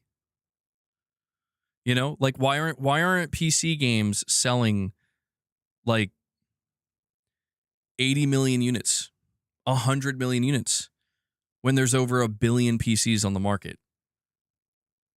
PCs that can run games, PCs that can run Steam and any of these things.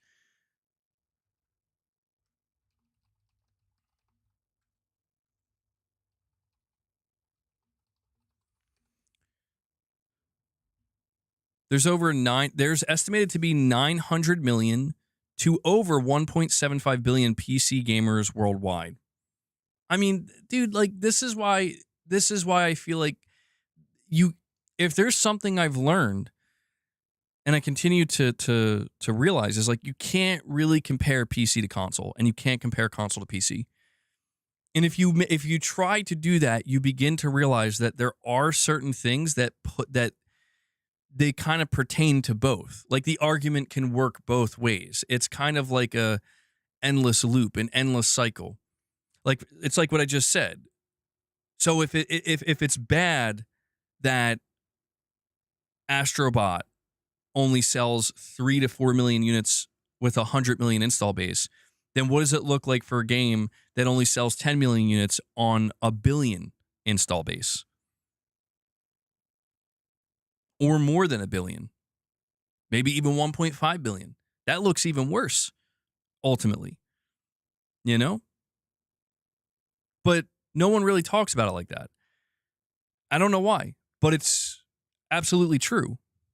Just like when we talk about exclusives, where it's like, well, consoles are bad because they facilitate exclusives, and exclusives are bad. Games should be available for everyone. And it's like, okay, well, what about games that are only on PC? Then they're bad too. You know what I'm saying? It's like, it is just a cycle. It's a loop where at the end of the day, they're just two different ways to engage with gaming. One is more sophisticated and based around customization. The other is more streamlined and simplified and based around convenience. That's all it is. And I understand, like, it makes complete sense that whatever your preference is, you're going to find the positives there. If you ask a PC player, why is PC better? They're going to have like 3 to 5 to 10 things lined up to tell you why it's better. If you ask a console player why it's better, they're going to have 3 to 5 to 10 things lined up to tell you. So I guess I'm just saying, like, I've just come to the conclusion that there is no reason to try to pit these two things against one another, because they're just coexisting while not really competing either. You know? The lack of the competition is the important part, in my opinion. No matter what any PC gamer thinks, console gaming is still as relevant as ever, except for Microsoft. But generally speaking, it's doing great, at least for PlayStation and Nintendo. But PC is doing great too. So it's like none of these. PC isn't suffering, Nintendo isn't suffering, Sony isn't suffering.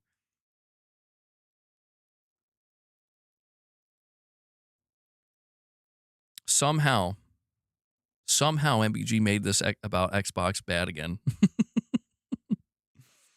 And I think you guys understand what I'm saying. Like, it's fine to argue the pros and cons if you want, but I just think at the end of the day, it's like, it's been made pretty clear, like, where do you want to play games? Where do you find the most enjoyment? Do you find it in a console? Do you find it in PC? Just go there. It's fine.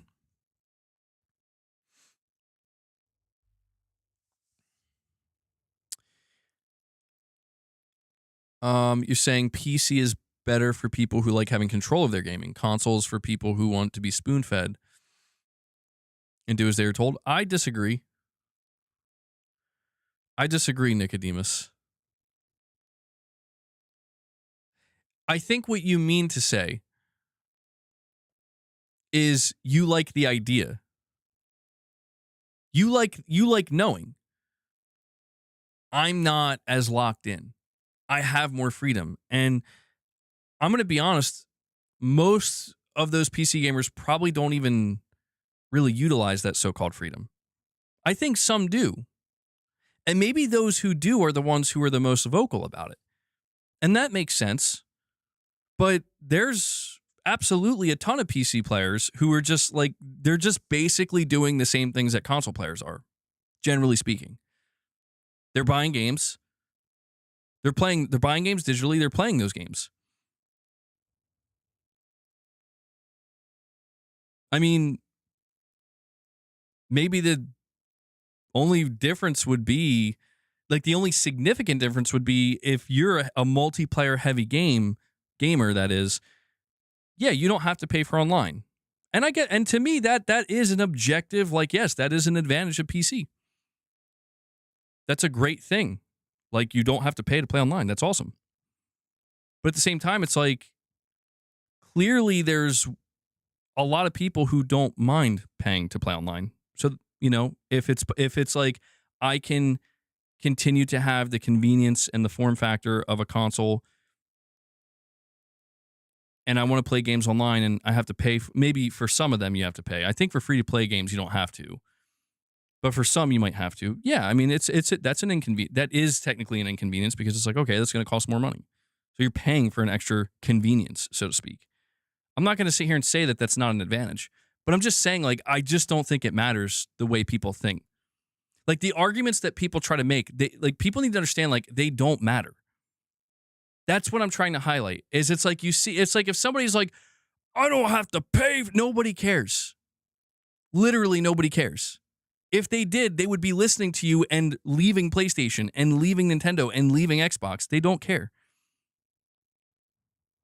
The only people who care are the ones who, again, like, they want to get together and kind of celebrate it. And that's fine. That's what we do too with PlayStation. That's totally fine.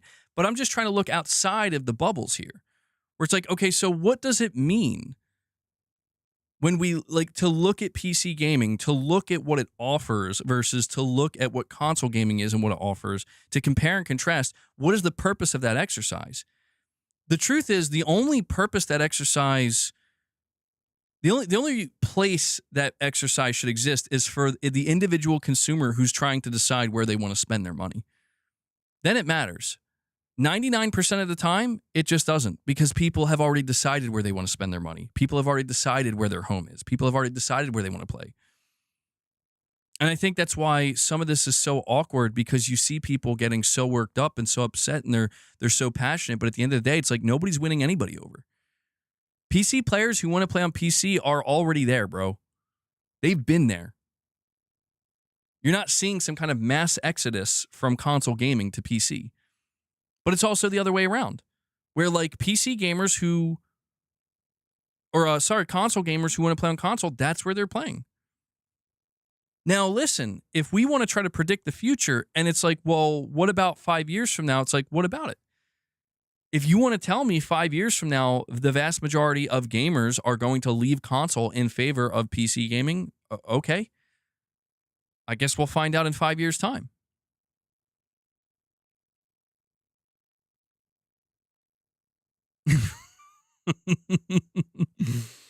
Wait, I thought you were just taking a shot at my recent streams. Yeah, and that's the thing, man. Like, I think that it's like when I was talking earlier, like, will PlayStation find sustained growth beyond the 100 to 120 million mark that they've achieved with their consoles, with the PS4 and, you know, presumably with the PS5? I am not sure. I think it's going to be very difficult and challenging. If there is growth, it seems like it's very minimal, but realistically, it doesn't seem like there's much growth. But that's just it. That's just it. What are the alternatives here? What are the options? I don't... I mean, people aren't going to like that I'm saying this. They're not going to like it, but it truly is, like, where I see the future. Like, if we're talking about trying to predict the future, it's cloud. That's what I think. I mean, that's the thing. We talk about prices keep going up. Even if you want to be a PC gamer, dude, like, the components for that have gone up too. Like, it's also expensive hardware-wise to be a PC gamer. It's expensive, generally speaking, to be involved in AAA gaming currently. Generally speaking, it's expensive. If the idea is these prices are not going to go down, if the idea is the prices actually have a much higher chance of either just staying exactly where they are or going up, then unfortunately, I do believe that the alternative in the future for these companies, for everybody, it's not just going to be Sony, it's not just going to be Microsoft, it's going to be every one of them, given enough time, if things stay the same, and there isn't some major drastic shift with our economy or the world economy, cloud gaming is going to be it. And that doesn't mean that. So I guess what I'm trying to say here is, think of it like this. I don't know. If there's like 1 billion hardcore gamers in the world, right? If there's a billion hardcore gamers in the world, and these are the guys and girls that are buying consoles, buying PCs, buying AAA games, you're involved, you're spending money. And then everybody else is just maybe not really involved in gaming to any meaningful extent. If we've hit the ceiling here, where it's like, okay, yeah, so we have like a billion hardcore gamers, we can't really seem to go beyond that. And now we actually might lose some of those people because prices are going up. And, we have to increase the prices to sustain our business. That's why I feel like cloud gaming this is the only area that at some point, man, like people are going to get, I don't want to say desperate, but it's like at some point people will walk away as prices increase. And when they do, it's going to be up to these companies to offer an alternative of like, well, okay, we still want you in our ecosystem. We still want you involved in our platform to some extent. Here's how we can do it. Cloud gaming. That's why I think the arguments, and we will continue to have them in some instances, but like it's like when we talk about Helix versus PS6, it's like it doesn't matter. Literally at all. I know that sounds unfun, and it is. I want it to matter, and I will feed into that when I can. But it's like, it's already been determined that the PS6 is likely going to be relatively successful. At best, it will be just as successful as the PS5. At worst, it will do less than the PS5. That's what the PS6 is going to do. And when that happens, Sony's going to have to make decisions where it's like, are you cool with your business not being as sustainable as it was before? Or are you going to look for more growth? This is why I always talk about Microsoft the way I do, where it's like, it is a pipe dream to think that exclusives are coming back, because it's like, dude, they're not looking to shrink anymore. They can't afford that. Well, literally, they can afford it, literally. But that's not the prerogative of their business. They cannot just come out and be like, we're going back to exclusives regardless of how much it costs. It's the same with Sony, where it's like, you can do exclusives because it's going to cost you to an extent, but what are you getting in return? What you're likely getting are, at the very least, you're retaining a portion of your audience, making sure they don't leave, and you're still creating a level of FOMO that maybe can bring people in. Even if they don't really want to come in, even if they're hesitant, maybe you can convince them. You're going to need that. In order to just sustain what you already have, you're going to need that. But if we're talking about future growth, man, I just don't know.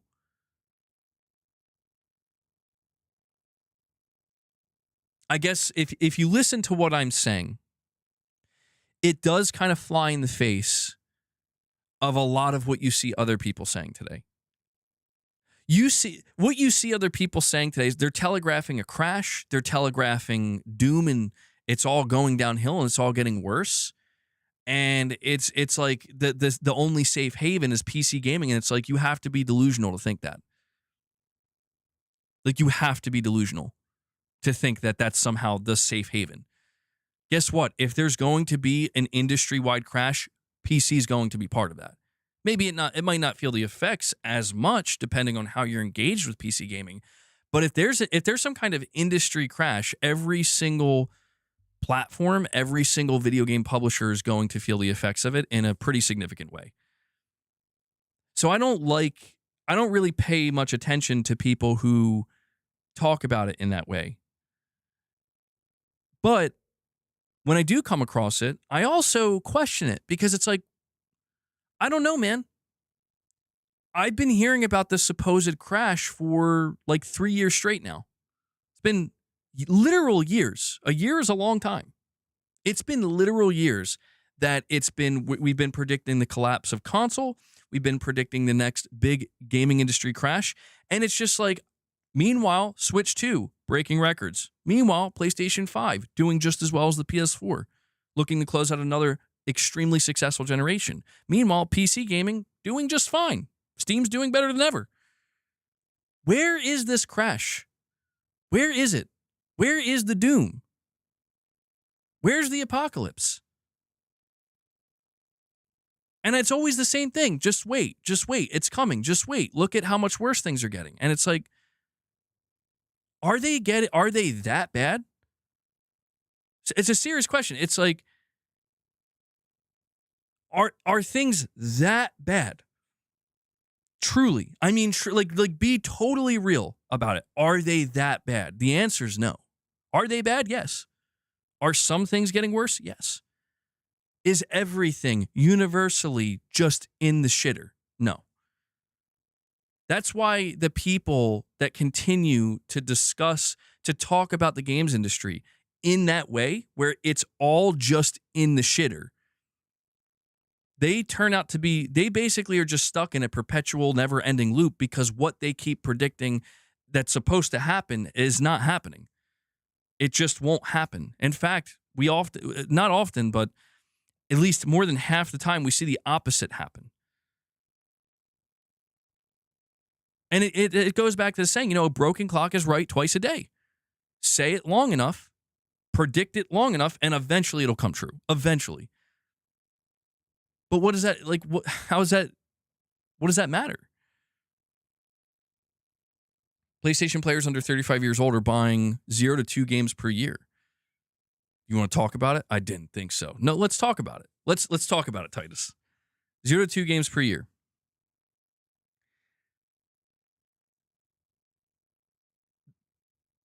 Here's my evaluation of that. Like, here's my take on that. I think what we are witnessing when we look at statistics like that, because here's what's strange, right? It's like, okay, well, PlayStation is out here saying this is their most profitable generation ever. It's their most profitable generation ever. And yet, what's up? Like, what's people only buying 35 years old players under 35 years? They're buying 0 to maybe 2 games a year. What's going on there? I do think that right there is the dichotomy that defines a real change that has occurred and is growing, I guess you could say. Like, there is something growing here. And the thing that's growing is not the thing that I believe is going to collapse the industry. It's not the thing that's going to ruin the industry. Well, some would argue it already did, depending on who you ask. It's the free-to-play games, it's the live service games, and it's the fact that, yes, people are getting squeezed. Where, yes, there is also the reality that people are being more cognizant of their funds and their money. Absolutely. The economy is affecting it. But I think that maybe where the real disconnect lies in these conversations is that I think it's like, if we're talking about the platforms in the future and how these companies like Sony are going to sustain the console business, it's like, well, all these things that I just mentioned are a part of PlayStation 2. Do you get what I'm saying? Where it's like, okay, so maybe you're buying less games, but are you still playing on PlayStation? Yes, you are. Are you still spending some money on PlayStation? Yes, you are. Maybe even if it's just a little bit. Are you still doing something for PlayStation? Same thing on PC, right? It's just across all the platforms. So here's what I guess I'm really trying to say. I don't think this is an industry crash. I don't think we're on the cusp or the verge of an industry crash. I think what we're witnessing is a significant transformation of the industry that began about 10 years ago, but is now close to reaching its final form, And that transformation comes in the form of, well, yes, the changing of player behavior. It is the older generation continuing to get old, and the older generation still being tethered to, whether it be literally by actually engaging with games this way or emotionally, the older way of doing things. That is still very much present. But you are also watching that new generation come into its own, where they are beginning to redefine what the industry looks like alongside the companies that are serving them. You know, where it's like, what is the most played game on PlayStation based on the stats we just got? Fortnite, 14.5 million players in 1 week. Blows everything away. That's why people aren't buying games. because it's like, dude, like people like me, people like you, we're buying games, but we're the older ones.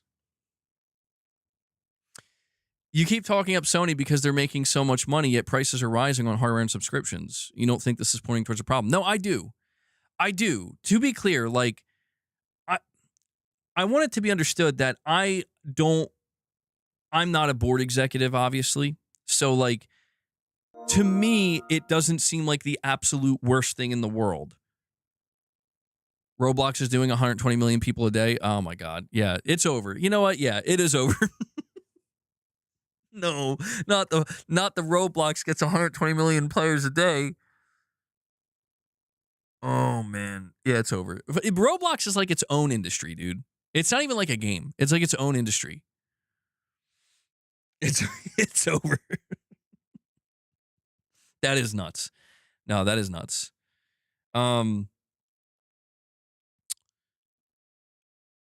KaneZ7 with the super chat says, "Hi, MBG. I like the video format today. Love to see your beautiful mug. Thank you. Keep up the good job." Well, I appreciate that, man. Yeah, I experimented a little bit today. Maybe that'll be the format going forward. But the reason why I talk up Sony, like, I know there's a problem. I know there is. And I know that it's one that Sony has to reckon with. I just wonder if I wonder what exactly they're waiting for. And we have no reasons. No reasons. I think I said nor, but I think it's no reasons. Decides to renew their membership and support the channel. So thank you for that. Thank you. Appreciate it. I'll add that to the counter. Yeah, guys, if you want to continue to keep this member counter climbing so we can hit the goal of 25, consider renewing your membership, becoming a member, gifting memberships. It all helps. Thank you for that, man. I think the problem that Sony's running into is they're not going to be able to adapt in the way that they need to quick enough. Maybe. And I think given enough time, they can and they will. But I think the big problem that Sony's running into is it's like they're stuck literally right in the middle, where it's like you have an audience of people that want single-player games, massive budget games, and you will sell maybe tens of millions of copies of those games as long as they're made very well and the way that your fans expect, and you deliver on that. But I just think that Sony knows that the new generation isn't really interested in that. The new generation wants live service, and they want free-to-play, and this is why this is why it's so awkward to watch the game of like Twister that Sony's trying to play here, where it just is so awkward, where they're still pursuing this live service. And I tried to tell people, like, they cannot stop. They literally, like, I don't think people understand that it's like Sony literally can't not do live service. It is simply too dangerous for the entirety of their business in gaming to not do anything in live service.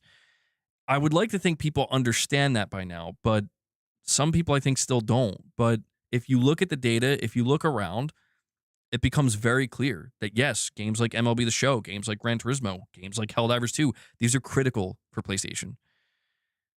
We, as the people who like the classic titles, we don't want to see it ever go away. But yes, man, there is a new generation. And what Sony has to try to do is thread that needle between serving the generation that made PlayStation what it is, that is still here, that has given them the success that they currently have, and also trying to find a way to serve this new generation, this new audience, and not only serve them, but convince them to come to PlayStation. They know God of War is not going to bring the, 12-year-old Johnny to, who's what's this God of War? What's Saros? What the hell? Who cares? Sony knows that. Maybe something like Wolverine and Spider-Man can, but more broadly speaking, it's like Sony understands that the best chance they have is something like a Helldivers. It is something like a Marathon, even though Marathon isn't working. It's like, yes, maybe we have a better chance with something like that. The Horizon, as much as I clown on what Sony's doing, it's like unfortunately, I do understand it. Understanding it doesn't make me any less frustrated with it, but it's like, yeah, Horizon Hunter's Gathering is literally, okay, there's almost 15 million people in the last week playing Fortnite on PlayStation. We need to make a game like this. Something that even looks and plays a little bit like this. Something. Enter Horizon Hunter's Gathering. It's like, to me, I'm like, are you guys insane? To them, it's like, bro, do you not see what people on our platform are playing? And that's the dichotomy. And yeah, Sony is at risk of not being able to sustain the business because I don't think they're losing people because people hate Sony and they're like, we don't want anything to do with you. I mean, maybe some people, but generally speaking, they do seem to be potentially losing people because, yeah, they're getting squeezed. Sony is not in a great position. They're in a solid position right now. That, a position that has a foundation, that has time, a little bit of time, that has some flexibility. And that's why it's, everything hinges on the PlayStation 6, man, where no matter how passionate PlayStation fans are, fanboys, myself, somebody who, I'm very passionate about PlayStation. No matter what we think, and this is the difference between me and a lot of other people in the way they talk about their platforms. I'm not going to bullshit you. Like, Sony's at a great risk of fucking it all up with the PS6. There is no easy win. There is no slam dunk, easy peasy, the layup is there. No. Like, they have to be surgical. They have to be precise. They have to calculate every step because the absolute worst case scenario is you just killed your business overnight, your console business. It's happened many times before. We saw that happen with the PS3. We saw that happen with the Xbox One. We saw that happen with the Wii U. It's absolutely possible. No matter how much of a position of success you're in, no matter how solid your foundation is. But this is just where when I see Sony showing signs that they're kind of leaning back into playing it a little bit safer, even if it does come at a price of like, yeah, we're going to increase the prices and shit. It's not pretty and it sucks to see. But when I see that, I know why that is, because it's like, yeah, you guys are struggling to find different growth vectors outside of what has got you here. And you're now facing the reality that you may have lost, or not lost, but missed that window that other companies, maybe not Microsoft, maybe not Nintendo, not Steam, but publishers like is Roblox is that the company Roblox? Epic Games with Fortnite, Take-Two Interactive with GTA Online. Microsoft with buying Minecraft. I think the harsh reality for Sony as a business that's trying to prepare for the next 5 to 10 to 20 years even of the games industry, and especially them pivoting to being an entertainment company, is that these games, as we talked about, have turned into platforms themselves. Your success comes from the PlayStation platform. Some of these platforms exist within your own platform. There's layers to it. And Sony is struggling with that secondary layer. They're killing it with the first layer, which is you have a platform that people go to game. And that's true too. You're saying cases like Roblox are extremely rare, and that is true. But that's exactly what GTA Online 2 is chasing. And that's what every live service game these days ultimately is chasing. To become so strong as a multiplayer game that it just becomes a platform of its own. You know? Where the platform holders themselves will be begging you to be on their platform. I don't know how Sony's going to tackle that. I mean, I've talked about how if, like, Sony, if you're serious, like, start with your foundations. Don't worry about trying to win the Fortnite player over. That's my opinion. It's like the Fortnite player's not leaving Fortnite, dude. The GTA Online player's not leaving GTA Online. The best you can hope for is speak to your core audience, you know? And Pushing Polygons comes in and drops 5 more member gifts for you guys. And I see Gaming Survivor. Wait, somehow Pushing Polygons gifted himself, but also gifted Gaming Survivor. Love to see it. Love to see it. That's a crazy pull right there, Polygons. Thank you so much for that, man. Here we go. Here's a Herman. This is an incredibly exciting time for PlayStation. It is. It's a tough time, but it's an exciting time nonetheless. Polygons brings us to 16 members, guys, so we are less than 10 away from hitting the goal of 25. We're 9. We're 9 away. Somebody drops a 10, that does it. 9 singles. We'll see. We'll see. Thank you, bro. That's insane. PUBG has 149 million monthly users still. That's nuts. I would have never guessed, man. PUBG is such a monster still. That's crazy. The guy who made that game isn't even involved anymore. He left. That's absurd, man.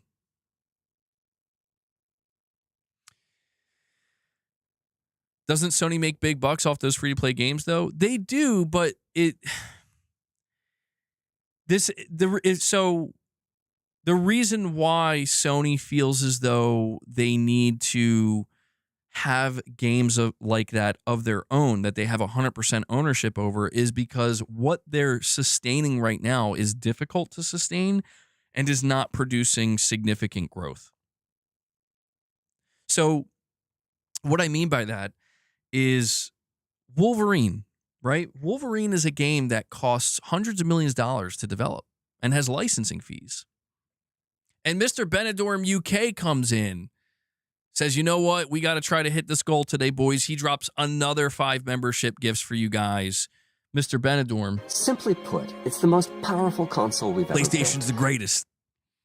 There's no stopping this train. Thank you, bro. That brings us up to 21. So we are now 4 away from hitting the goal. If we hit the goal, we will feed the beast. That is, they all left. Well, I can shake the treats and they'll come back. Thank you for that, man. I appreciate you guys supporting the channel. I really do. Even during these tough times, the fact you guys still are helping me out here and trying to make what I do sustainable. I very much appreciate it. You guys are awesome. Dwayne Johnson, he wants a member train. He wants that triple anus member train. Cerny dominance, yeah. 100% is better than the 30%. It's just the maths. Well, yeah. But that's the thing. You look at something like Wolverine, it costs hundreds of millions of dollars to make. You have licensing fees. There's people, even though Wolverine seems like a safe bet, it's actually a great risk. It's a safe bet in the sense that it's an established character. Marvel's very popular still. MBG Corey just tweeted about the state of play. Oh, hold on. Pause. Wait, is Corey Barlog even on Twitter still?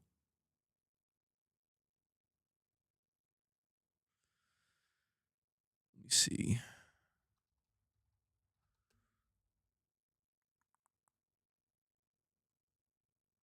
Bro, I don't think he's on Twitter anymore.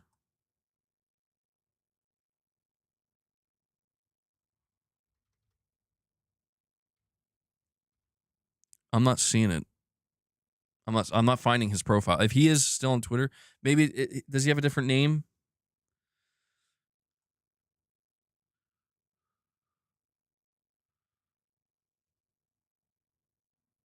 Hold on. Let's see what you're saying. Oh, it's on Blue Sky. Okay. That's why. What's his name on Blue Sky? I can't find him.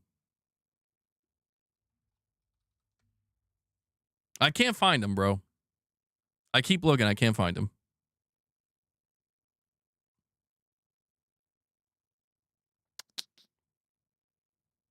Well, maybe you could just tell me what he said. I'm spending all this time looking for something. You probably didn't even say anything significant.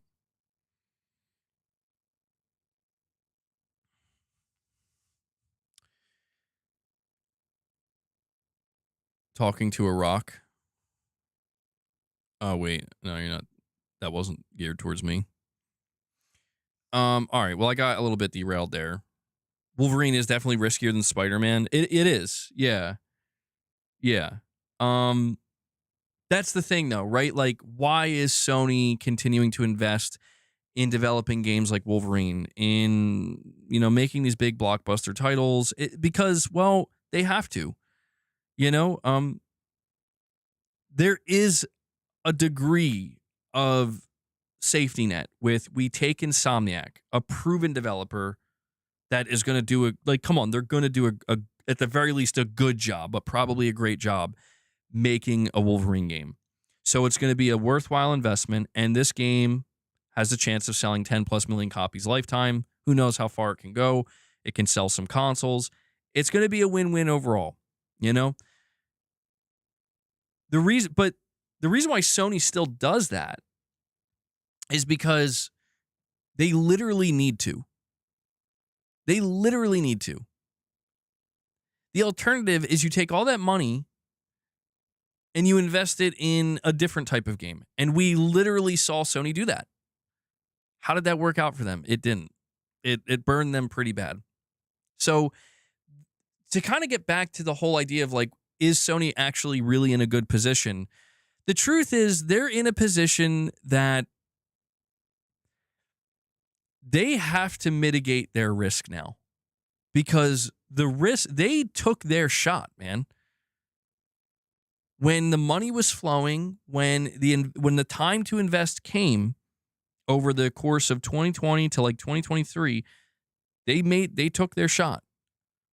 And we have seen the end results of that. What Sony has to now do going into the PlayStation 6 generation, and when we see how protective they're getting, I know it sucks to see, and I'm not defending a corporation, I'm just calling it for what it is they're retreating a little bit and retracting and becoming more protective of what they have accomplished, because they understand now that the shot that they took that was supposed to catapult them, it did not. The biggest shot being Bungie. But that whole live service investment, it didn't catapult them the way that they thought it would, that they expected it to. And now they have to more than ever lean, like, because there was no massive growth.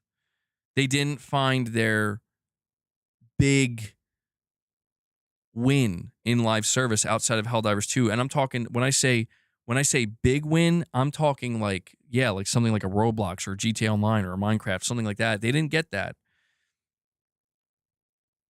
They can't make that investment again. Certainly not, because then they will feel it. Then they will lose it. And it's going to be bad. And heads will roll. A lot of heads. More than we've seen so far.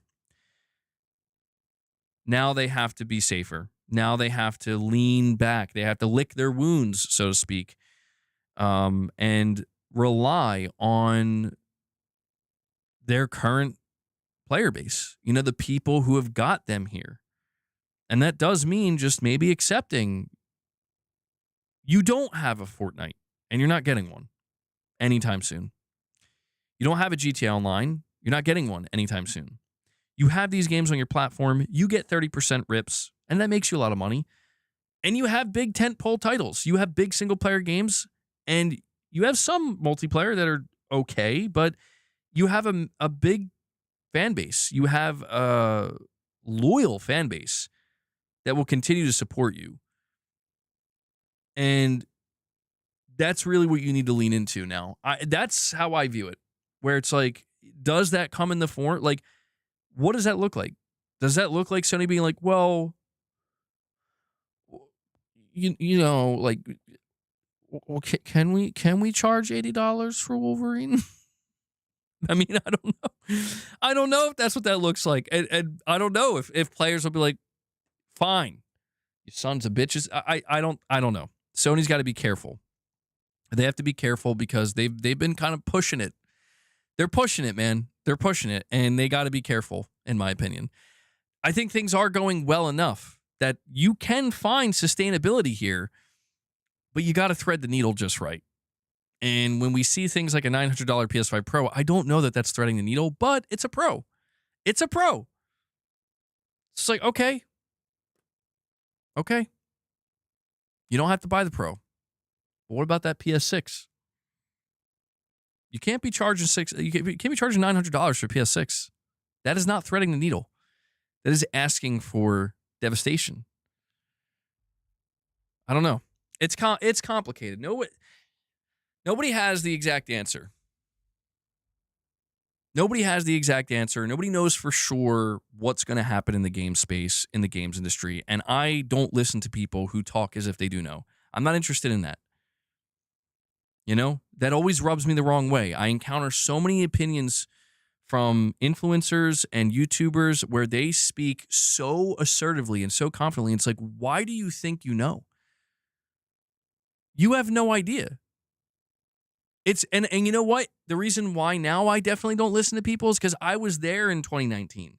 I was there in 2020, and everybody was doing the same thing. And they were all fucking wrong. Every single one of them. Wrong. And then before you know it, everybody's shocked and like, oh my God. You know, Xbox is putting their games on PlayStation. Sony bought Bungie. Microsoft bought Activision.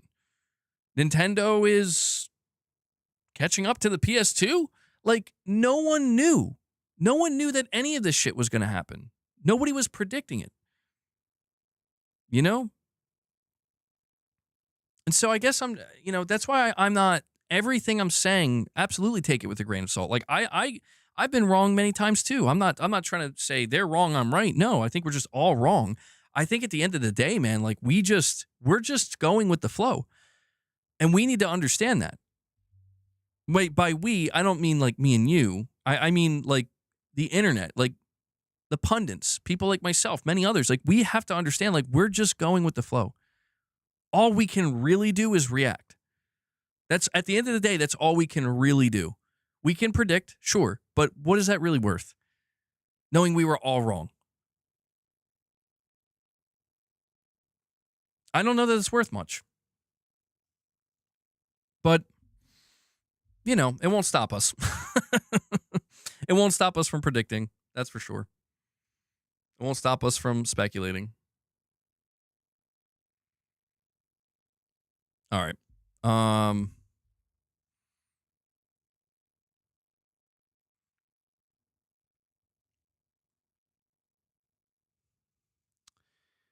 Let's see here. I just want to make sure I didn't miss anything. Okay. Wolverine is about to make a damn point.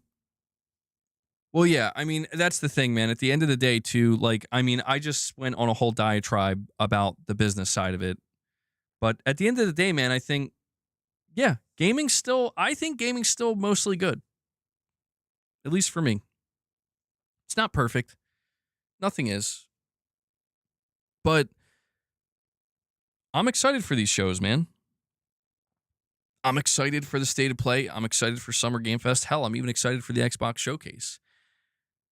I'm excited for the next game I'm going to play now that I platinum Saros. I'm excited for Lego Batman. I'm excited for Pragmata. I'm excited for 007. It's not a bad time. It's not. I just think that I think we all just, those of us who are paying attention, we can't help but wonder. You know, we can't help but look at what's going on and ask the question. You know, like, is there something really wrong here? And if so, what is it, and what can be done about it? And you know, we'll see. I think Sony. I'll put it to you this way. I think if Sony has a really fucking awesome show on June 2nd and they blow the doors off the hinges, that's a good start. If Summer Game Fest is incredible, also good. If that Xbox has an amazing showcase, you know, if we can start to see things that give people a little bit more hope. But that's what makes it tough, right? That's what makes it tough, is it's just like, well, how much is all this going to cost? And that's where that's the tough part, man, where it's like, well, how badly do you want it? How pro-consumer are these companies really willing to get? Yeah, are you going to get a second job? Like Sony suggested during the PS3 days.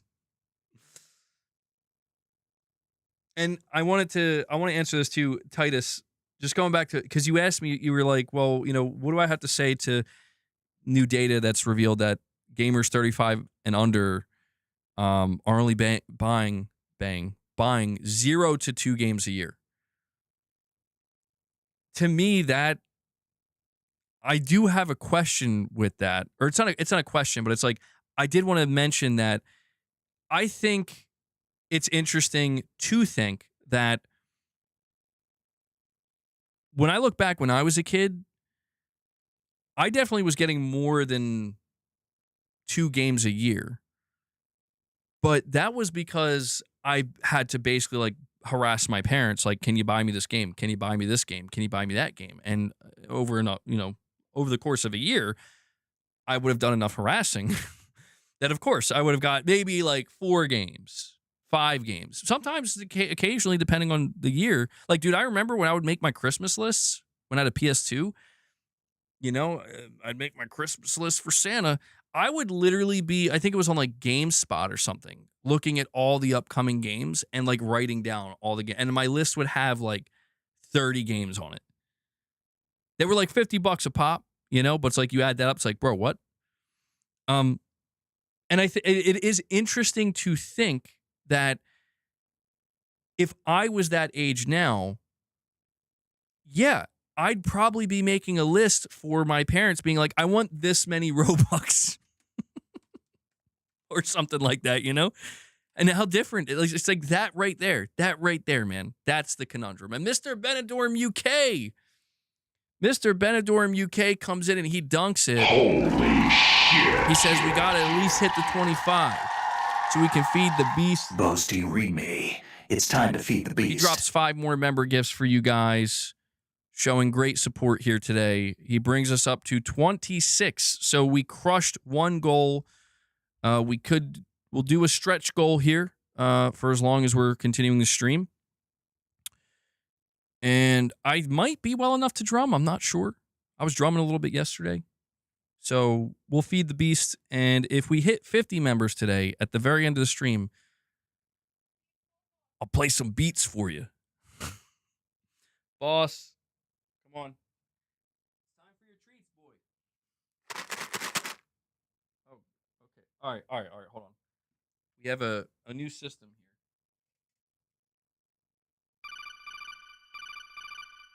Hold on.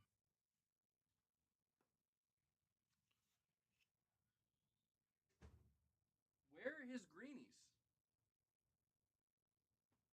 Sorry, guys. Oh, there they are. All right. So these ones are for Papa. He'll only eat greenies. Boss won't eat these. All right, come on. Up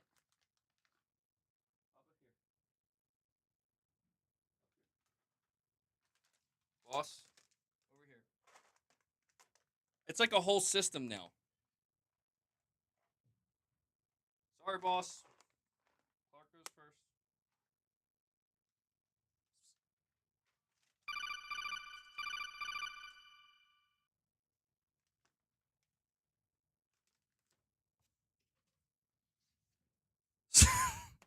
This is what happens when you have this many cats, bro. You got to have a whole system, but they've been waiting.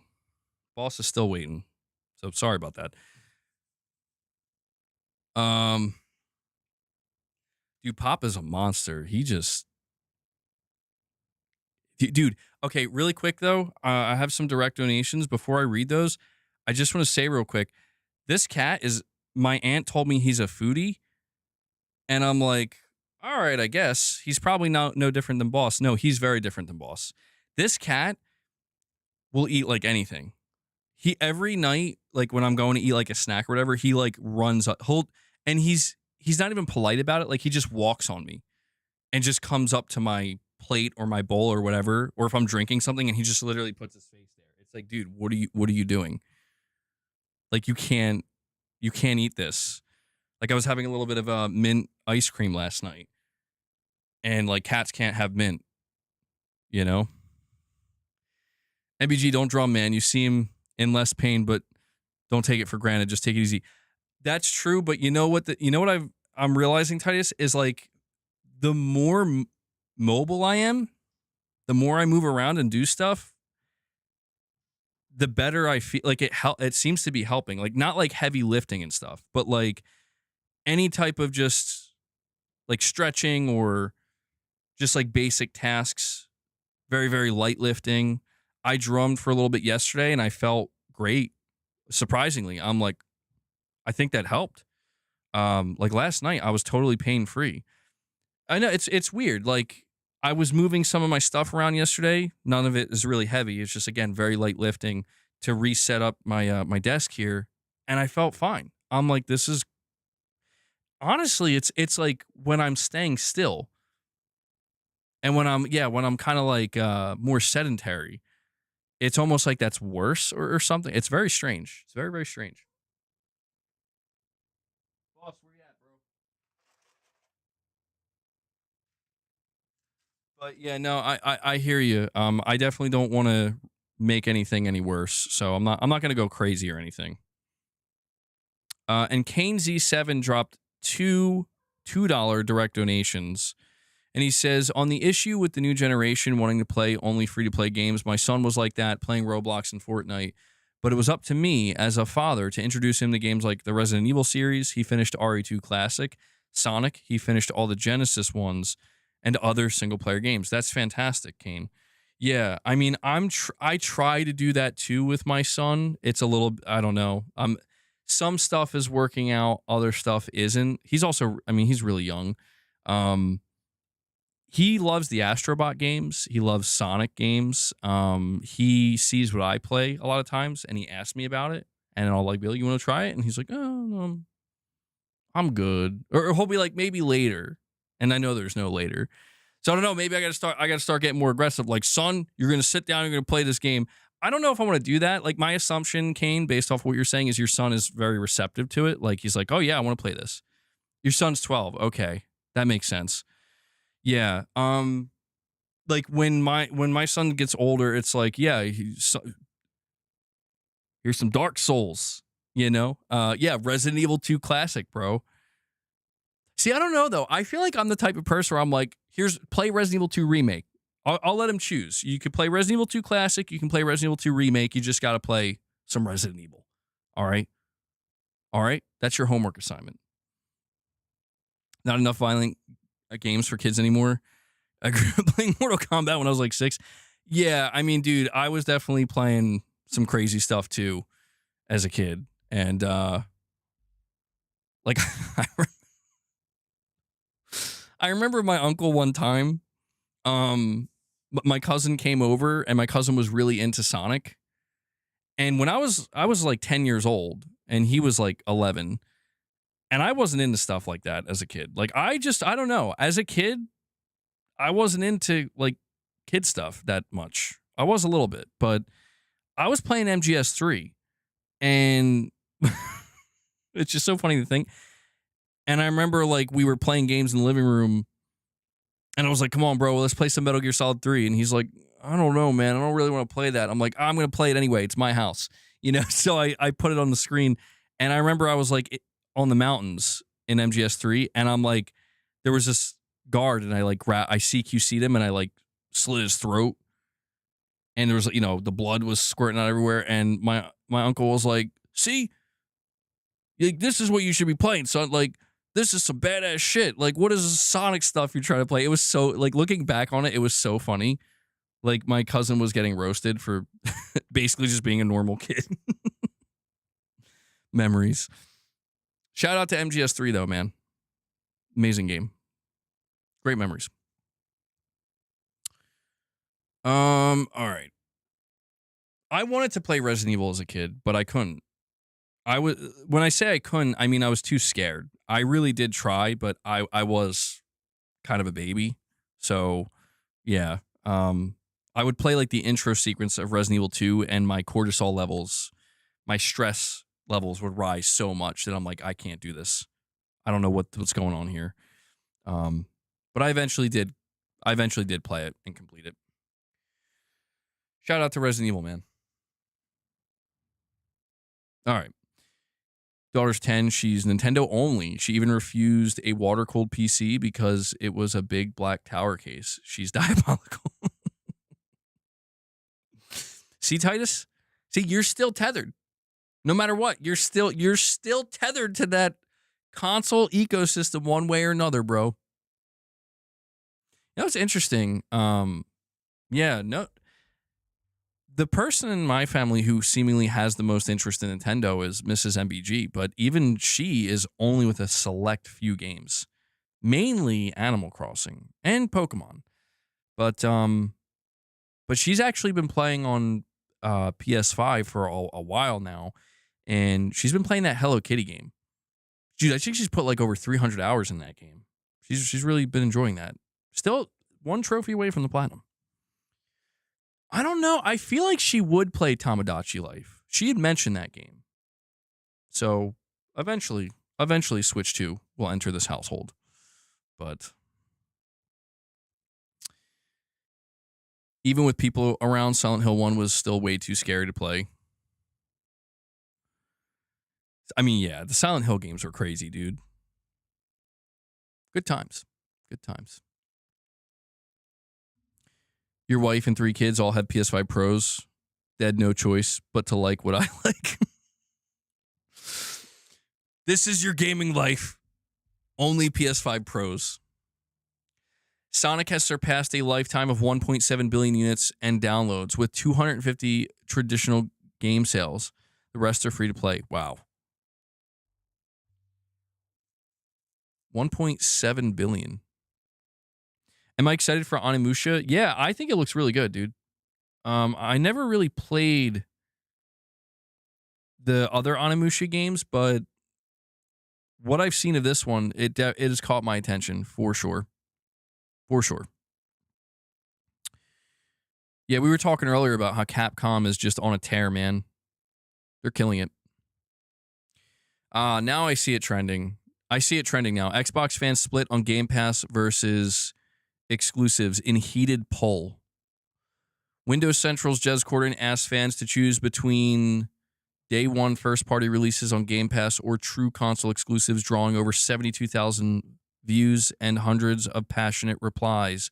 Some blasted exclusive voters as dumb AF and pony-like. Pony-like. Bro, what am I reading? Where are we in the year 2026 that this is like an AI summary of Twitter? They're pony-like. That's crazy. Praising Game Pass value while others said they'd kill the service entirely to bring back hardware-defining titles. The debate mirrors Xbox's shift under Phil Spencer to multi-platform and subscriptions amid lagging console sales, with fans often wishing for both, like exclusives first, then Game Pass later. Let me see here. How many replies has this gotten? 336 replies. Anyone picking console exclusives over day one Game Pass is a moron. Why do people want console exclusives? It makes absolutely no sense from a consumer perspective. Free with subscription or keeping other people from having access to the game and paying full price. These are the answers that remind me how thick the Twitter gaming community is. Instead of the best value in gaming, they want to have a game just because someone else can't have it.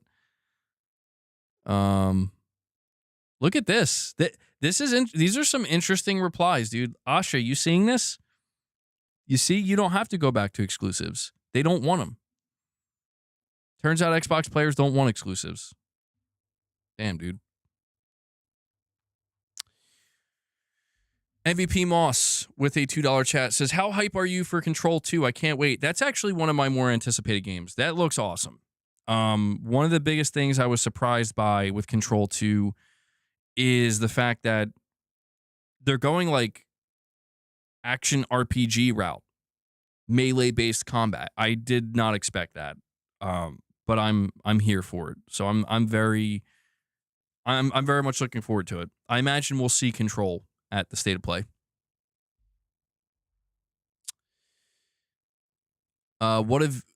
Russell says, what have I missed? Quite a bit. Guys, by the way, we're sitting at 168 likes. Thank you for getting us past the 150 mark. Hit that like button if you haven't. Let's see if we can get to 175. I want to push to try to get to 200 likes. So we only need 31 more likes to hit 200. The reason why I'm asking is it helps with YouTube's algorithm. And, you know, I'm going to try to make a concerted effort in the coming months to really try to grow the channel without, you know, chasing trends per se. So one of the only ways I'm going to be able to do that is by having people making sure they hit that like button. It helps with YouTube's algorithm. There are games that have been exclusive in day one in Game Pass. It's weird. I mean, the exclusive debate is going to continue to rage on, you know, no matter what. It's interesting to think. Like, it is interesting to think when we talk about exclusivity. You know how, like, Sony apparently decided they want to go back to exclusives. It seems to me that PlayStation fans are not opposed to that. Like, I'm not seeing these types of responses from PlayStation fans. The responses that I'm seeing are mostly the opposite of like, yeah, like bring back exclusives. Go back to exclusives. Who cares? You know, you shouldn't have been releasing these games on PC to begin with. Now, I think that's different. It's different. It's not like Sony is putting their games day one in the PlayStation Plus. But it's just interesting to me to think that if Microsoft were to go back to exclusives, there could be some negative, like some pushback from like portions of their own community being like, no, we don't want that. And that's like an angle I haven't really thought of. You have one chance to grow the channel. The 2027-28 year, people will want PS6 news. So do lots of PS6 deep dives. They will discover you. Well, yeah, I mean, dude, the most growth my channel ever experienced was during 2020. Well, I can't really tell if my channel experienced the most growth in 2020 because it was COVID or because of the PS5 coming out. Or maybe both. Maybe both at the same time. I don't know. Maybe it was like the perfect storm. Not entirely sure. I guess I'll find out with the PS6, right? Like if nothing really changes during the PS6 cycle, then I'll know that was mostly COVID that did that. But I do want to get better at covering games though. I really do. Like I've been saying that for a long time, man, and I don't know. I indulge too much in talking about industry stuff, but it's hard not to. I enjoy it.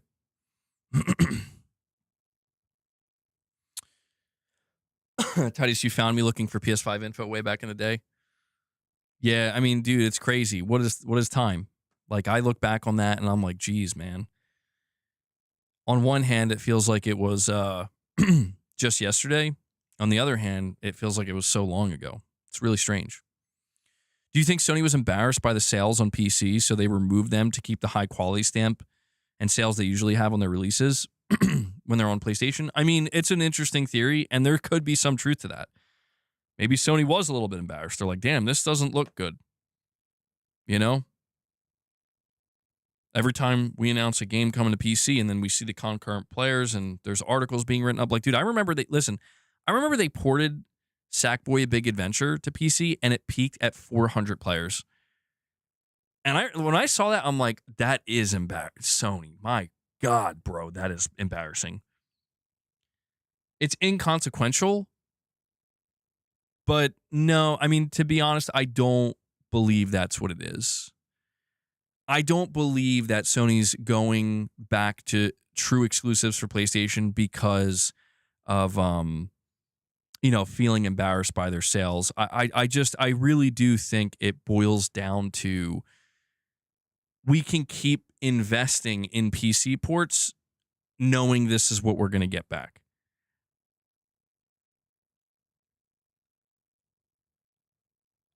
I do think that if the PS6 struggles, we're 4 years into the PS6 life cycle.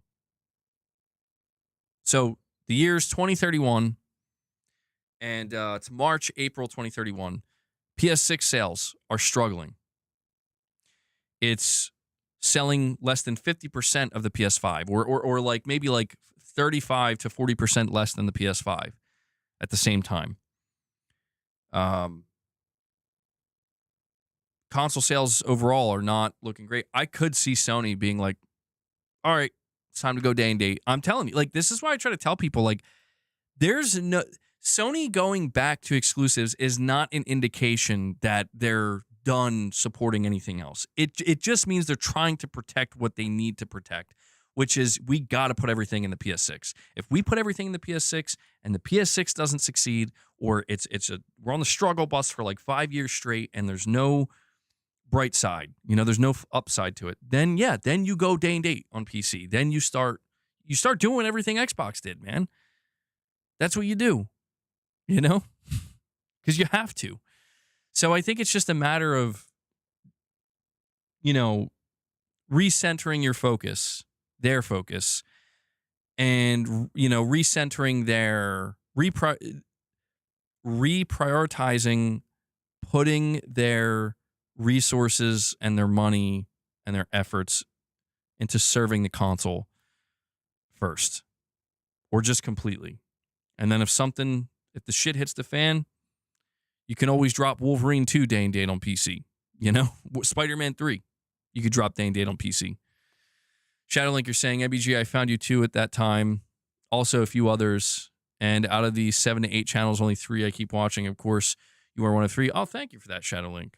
I love to hear that. Yeah, I appreciate everybody who watches the channel, but I know that there's some people who've been sticking with the channel for years, bro, years. And I really appreciate it. Thank you, guys. Stubborn people on PC, like on PlayStation players say they'll never buy Xbox games, and now you get even more PC players not buying Sony games if they go back to PC. Yeah, but I don't know, man. It's hard to say. I mean, let me think. Let's say The Last of Us Part 3. Is that a good example? I guess that's a fine example. Last of Us Part 3 is probably a game that won't come out till close to the end of the PlayStation 6 generation, or like this, 5, 6 years into the PS6 generation. And let's say that's the game. Like, Sony's like, this is the game. We're going to launch a brand new initiative. We're going to have a PC launcher. We're also going to launch it on Steam. We're going everywhere. Like, this is it. We're breaking out of the console space. We're going everywhere. And The Last of Us Part 3 is going to be like the first tentpole game that we are putting everywhere. I don't know. I do think, like, you drop a game like The Last of Us Part 3 on PlayStation 5, like, maybe it would be cross-gen. I don't know. Probably not. On PlayStation 6, PC, and hell, man, maybe you even have a higher tier of PlayStation Plus at that point. Like, I could see Sony eventually, again, it all hinges on console sales. Assuming console sales eventually start to fall, you could see Sony make a really premium, well, premium wouldn't be the right word, Premium Pro Plus, literally, PlayStation Premium Pro or some shit, where it's like ridiculously priced. It's like very expensive, but you're getting every first-party PlayStation game into PlayStation Plus. And then I could see Sony eventually taking PlayStation Plus and putting it in as many places as possible. You might be saying to yourself, isn't that everything that Microsoft already did or tried to do? The answer is yes, but as we have seen time and time again, is Microsoft is not, sometimes they're wrong.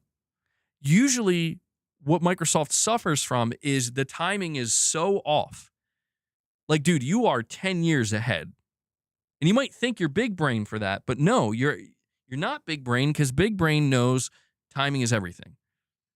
So the idea is it's going to take more than just Xbox sales flopping for the industry to embrace this idea of expanding completely beyond the console and putting everything everywhere in the name of growth.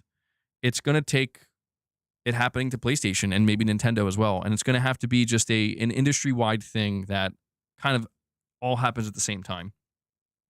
Raven X0 with the $5 chat says, I know it's years from now, but it's crazy to think that Insomniac will be doing X-Men, which I'm so hyped.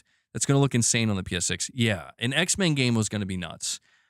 I do wonder if like an X-Men game would offer co-op potentially. It does seem like Insomniac has been toying with the idea for some time of having some type of co-op experience with their some of their single-player games, like with Spider-Man.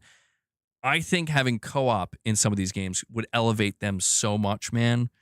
Not every game. Don't force it, but I could see an X-Men game offering co-op. Like, even like 4-player co-op, that'd be incredible. Imagine if they designed X-Men around 4-player co-op. Come on. We need more co-op games, bro. I love single-player, but I feel like we need more co-op games. Yeah, X-Men Legends for inspiration.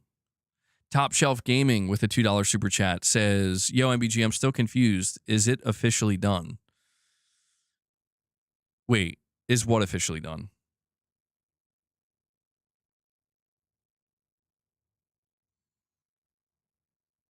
I'm confused now.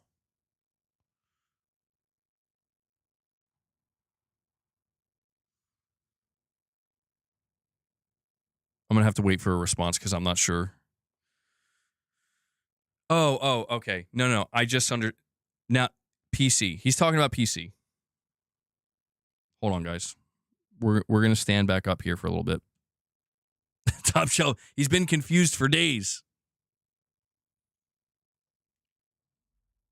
All right, guys. I'm out. Peace. It's been real.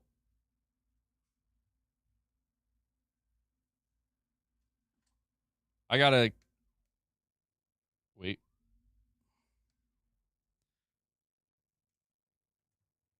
All right, there we go. I'm going up and down, bro. Hold on.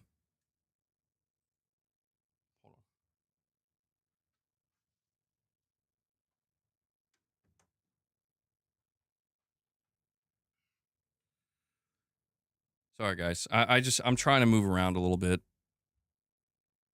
Getting all stiff in the neck and shit. Top Shelf, is it officially done? I mean, yeah. For now. Yeah. Unless Jason Schreier is wrong. I'm not betting against Jason Schreier. Jason Schreier said that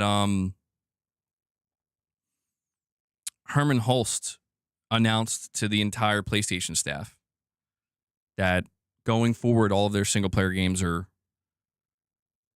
PlayStation exclusive now. So, Top Shelf, yeah, man. If it's not a multiplayer game, it's not going to PC. How long it'll stay that way, who knows? Could stay that way indefinitely, or it could be for another 5 years. Something leaked on the Gaming Leaks Rumors. Let's see. Splitgate 2 developers, Titanfall-esque game Impulse goes live on Steam ahead of the announcement. Oh, shit. Impulse. Interesting. Impulse is an upcoming fast-paced 6v6 movement shooter. Outmove and outgun your opponents across the post-utopian streets of Freehold. Fight for control of mechs and turn the tide of battle for your crew. Top comment, who keeps giving these guys money? The positivity of the internet. Damn. Well, yeah, what's been going on with these games leaking, dude? Kind of weird. You love seeing all the Xbox and PC bums coping and crying over the past 2 days. That's a crazy comment. Okay, got you, bro. But yeah, so many rumors and reporting going around. Just had to ask because Sony haven't said anything. Well, yeah, I mean, look, they announced the state of play, and they are making it clear that Wolverine is at this state of play. Why is my desk seem crooked? I don't know if it's the... Okay, I think it was the camera. They announced that state of play. Wolverine is opening the show for them.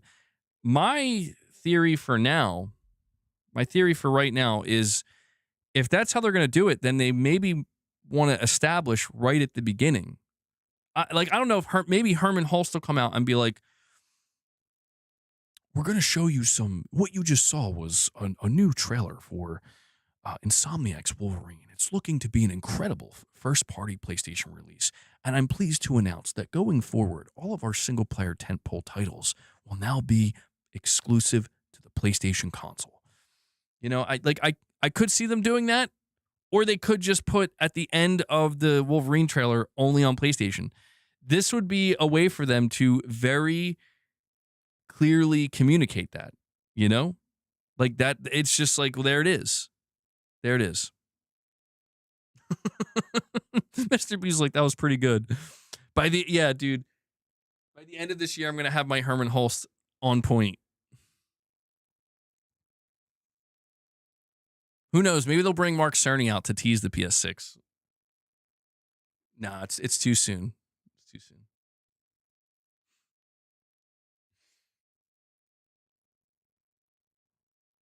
They ask me, Mark, how many teraflops is the PlayStation 6? And I answer that with all of the teraflops. Was only on PlayStation spotted in a PlayStation store bag like a month ago. Oh, I don't know. I didn't hear anything about that, Devil Shooter.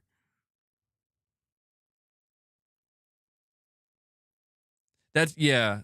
I don't think you're going to hear, because people have asked that question, like, will Sony talk about the PlayStation 6? I don't know, like the middle of this year, the end of this year. I don't think they will, because really, if you think about the position that Sony's in, they need to keep all the focus on the PlayStation 5, really, because the closing of this gen is going to be very, very, very strong. They want to close it and end it on the best note they possibly can. So, oh, dude, yeah, I forgot about that. The John Wick game. Oh, man, could we get an update on that? That would be amazing. That would be amazing, dude. I actually forgot that game was even announced. You just got me hyped all over again. Shit. I mean, that's probably going to be a PlayStation 6 game, right? It does. It looks very promising. Sony will have to do the mother of all campaigns. Yeah, dude, they're going to have to go crazy. There's still so many games from first party supposedly coming out on PS5. They want people to continue to spend money on PS5 and are not thinking about next gen. Yeah, I mean,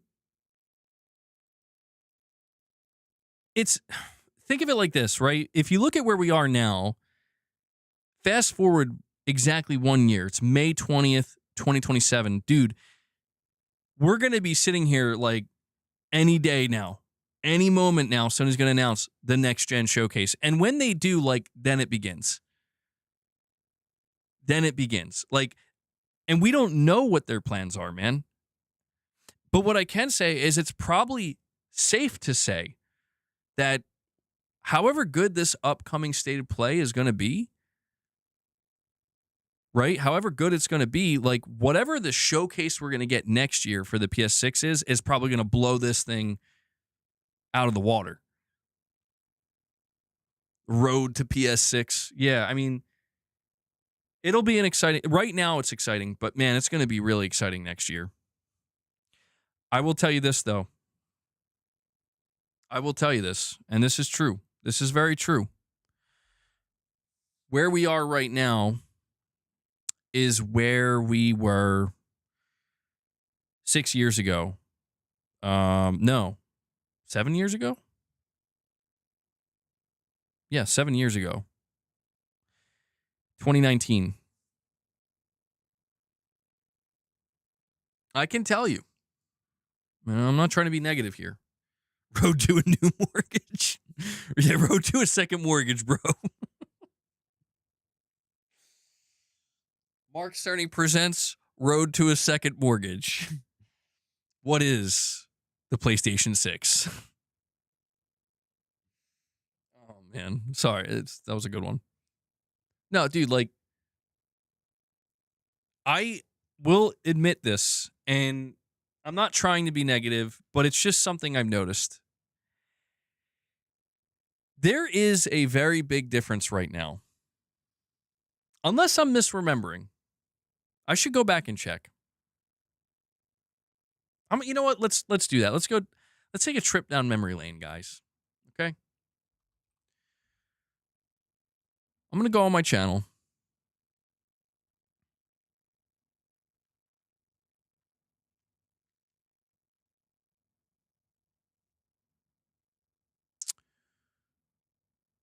I'm going to go back to 2019 because I don't know if I don't want to make a statement like this and it's like, actually, you're totally wrong, MBG. You're just completely misremembering. Because what I was going to say is that I feel like the interest and excitement at this point in time aligned with the PlayStation 5 was significantly higher. And the conversation around next gen was completely different than what it is right now. But I could be wrong about that. I do remember 2019 was the year where things did start to heat up. But were they heating up in May? I do remember 2019 was the first year I think Sony was like, yo, we're not doing E3. And that was kind of crazy. We're like, what? Some people were upset, some people were mad, but others were like, nah, this kind of makes sense. Armani Pepsi Coleman with a $5 super chat says, I can't wait for the Wolverine gameplay. We can get to see the superhuman speed and strength. I've been waiting for 30 mile per hour running. They might show that. Armani, I love you, bro. Armani, I love that you can't wait. That's like what you're most hyped about. I want to see how fast they are, bro. I want to see the speed. 30 mile per hour running. Let's go. I mean, yeah. Honestly, yeah. Do you think they're gonna have Wolverine do that like crawl thing?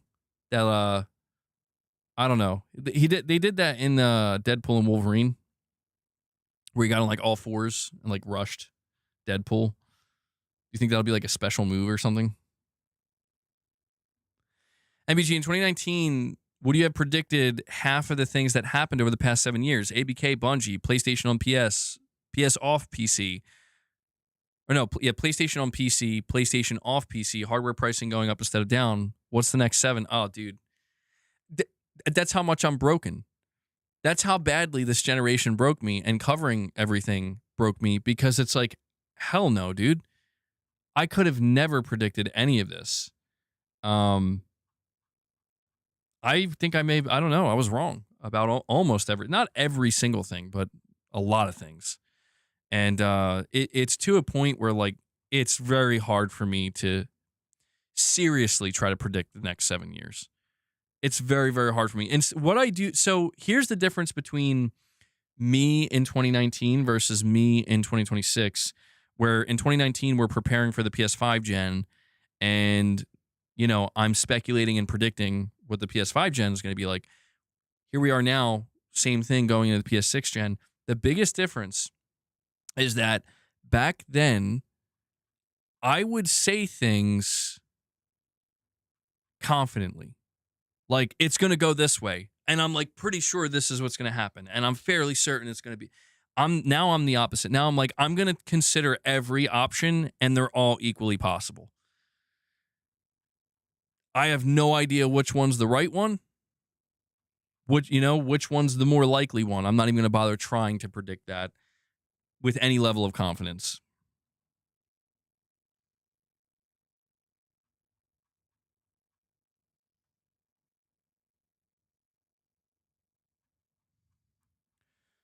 All right. Hold on. Okay, so I'm back in 2020 now. We're almost there. Jeez. Okay. Really quick, let me see where things were in May of 2020. All right, so here, oh wow. Look at how much things have changed, dude. Everything's maybe things have gotten worse. This is a video I released May 20th, 2020. The title of my video, Ghost of Tsushima will be 40 to 50 hours. Biggest game ever created by Sucker Punch. Tons of content. In today's video, we're talking about some of the news regarding the upcoming PS4 exclusive Ghost of Tsushima as Sucker Punch Studios revealed more interesting gameplay details.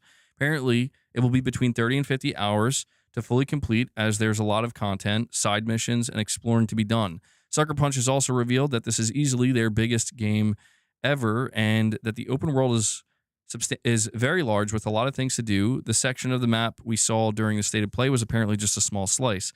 Sucker Punch is also talking about the performance of this game and how they are managing to squeeze out every last bit they can of the PS4 and PS4 Pro.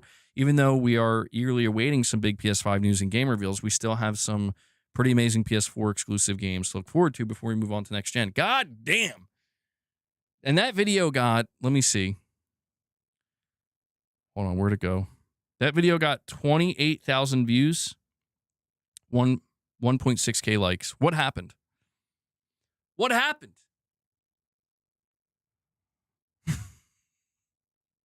Damn, okay, now I just depressed myself. That's the only thing I did. I just made myself sad. This was a mistake. What's the average now? Way below that, dude. Way below that. Yeah, no, not even close. Although, to be fair, I only made videos at this time. I wasn't even streaming. My channel was not a streaming channel at all. Videos were the only form of content I did. Holy shit, the video I made after that got 105,000 views. Big PS5 games leaked before reveal event. Was always doing the leaks though, bro. 105K, okay. All right, hold on. Let me go back one more year though to align it to where we are now. Let's see. God, man. It's crazy looking back at all this content.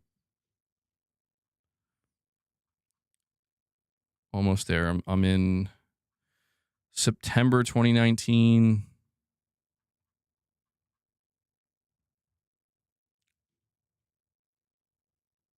All right, yeah. So I think I'm misremembering a little bit. I'm definitely misremembering here. Somewhat. Okay, so here I am. May. Okay, so I'm looking at the month of May 2019. Here's some of the video titles. This is what we were covering the year before the PS5. Days Gone is outselling God of War in Japan.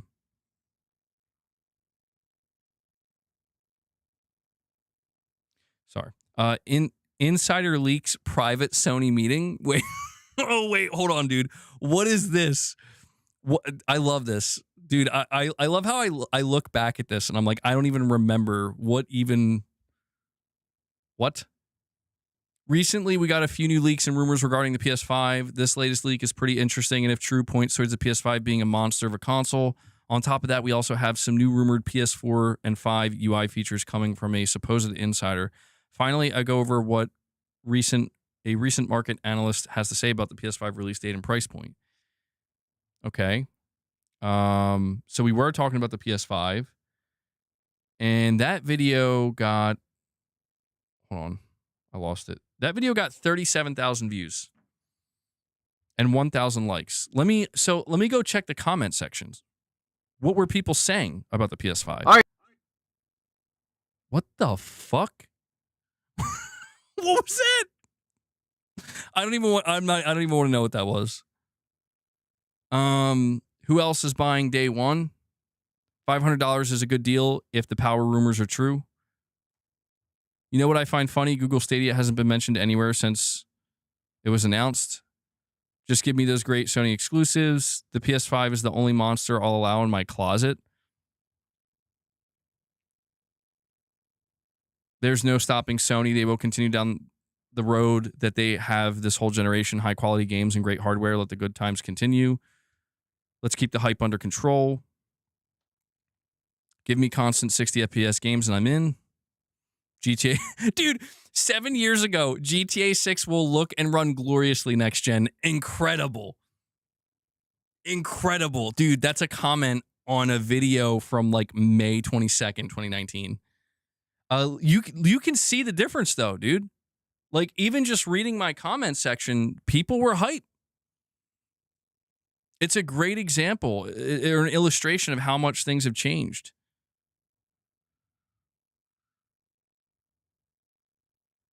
Can't wait. Too many good games to look forward to. Looks like I won't be dropping frames in Days Gone as much.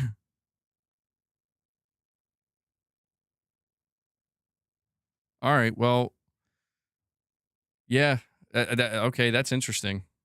So this is a video that released in May of 2019, a year and a half before the PS5 released, and the sentiment was very positive. Some other video titles. Sony and Microsoft partner up.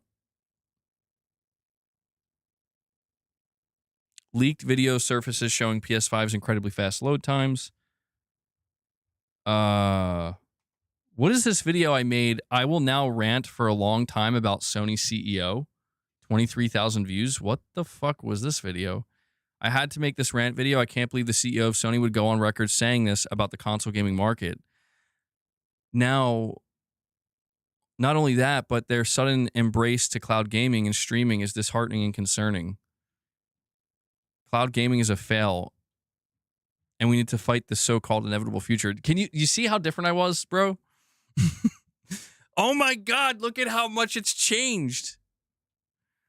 I'm looking at the video I made this time 7 years ago, and I'm like, we gotta fight the so-called inevitable future. Fight. Meanwhile, today I'm like, I think the future might be cloud gaming, guys. I mean, look at that. Look at that. Sorry, I'm just going to go over a few more here. So we were talking a lot about Days Gone. Sony buying and creating new first-party studios. God of War sells 10 million. Days Gone sales are great. PlayStation's new IP impresses. Sean Layden talks about studio's philosophy. The Last of Us Part 2 release date reveal coming. So I'm actually looking over my views right now at this time, and they were not too substantial. They were definitely a little bit more than they are now, but I also had less subscribers then too. But I also wasn't streaming, so I don't know. New leak reveals Death Stranding release date. Death Stranding release date confirmed. Anytime I would cover The Last of Us Part 2, I got a lot of viewership. But yeah, hold on, I'm trying to just find one more PS5 video here just to kind of really drive this point home. I don't know that I talked much about the PS5. Here we go. Here's the video I made June 7th, 2019. PS5 wins poll for most anticipated next-gen console. Okay, well, that's not really. Okay, here's one. The PS5 will be more powerful than Xbox Scarlet. Rumor.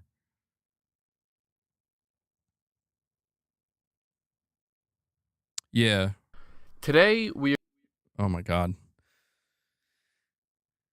I don't care about a teraflop more or less, or a little pixel more here or there. End of the day, it's about game consoles and what they bring. And right now, Sony's killing it compared to Xbox. Even if the PS5 is weaker, I just don't care anymore. Microsoft has disappointed me too many times. Don't mind if the PS5 is more powerful or not. All I care about is the high quality games. Even if it's weaker, it does not change my decision to support Sony. The comments are filled with people commenting that all that matters are exclusives, and they're right.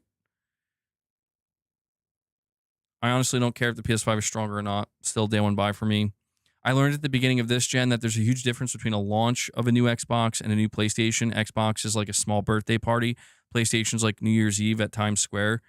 Plan ahead, people, so you can get a PS5. Dude, this is... Okay, so this is where we are. See, to me, this is interesting to look at, you know?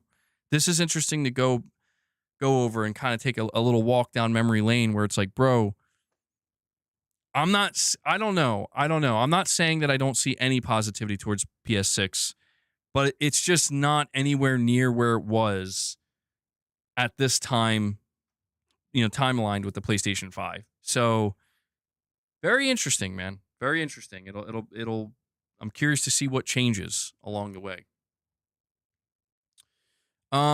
Guys, just a heads up, we will be wrapping the stream up soon. 5, maybe 10 minutes or so. Okay, so if you want to drop any more support for the stream before we wrap up today, we did hit our goal of 25 members. If you want to drop any more members to further support, feel free to do so. Any more super chats or direct donations, now is the time to do it, because we're going to be closing this out relatively soon.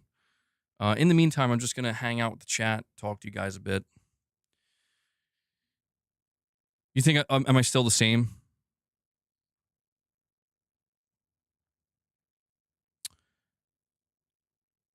I mean, it's probably 2 years out based on what we know. I don't know. I don't think the PlayStation 6 is getting delayed, dude. There are people who believe the PS6 is getting delayed. I don't believe it. I feel like their plans are locked in, man. Unless something cataclysmic happens. I mean, truly cataclysmic. What that would have to be, I'm not sure.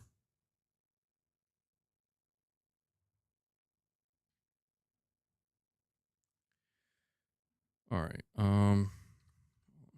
Check something here.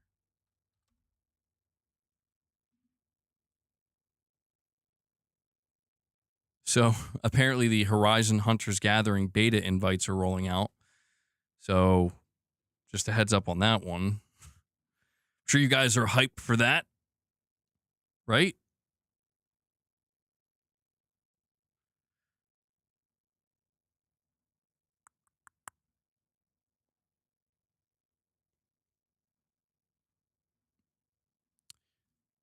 All right. I'm just trying to check to see if anything else came out at the last minute here. It doesn't look like it. No. Hold on. It says Xbox bolsters leadership with key hires and promotion under CEO Asha Sharma.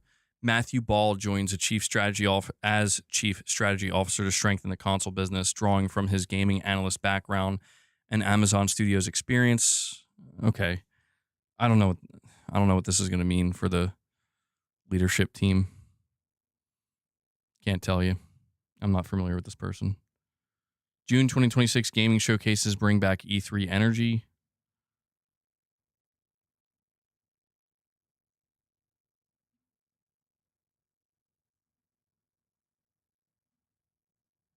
Are we feeling like this is E3 levels of energy? I mean, it feels pretty close. Having like 3 monster showcases back to back to back.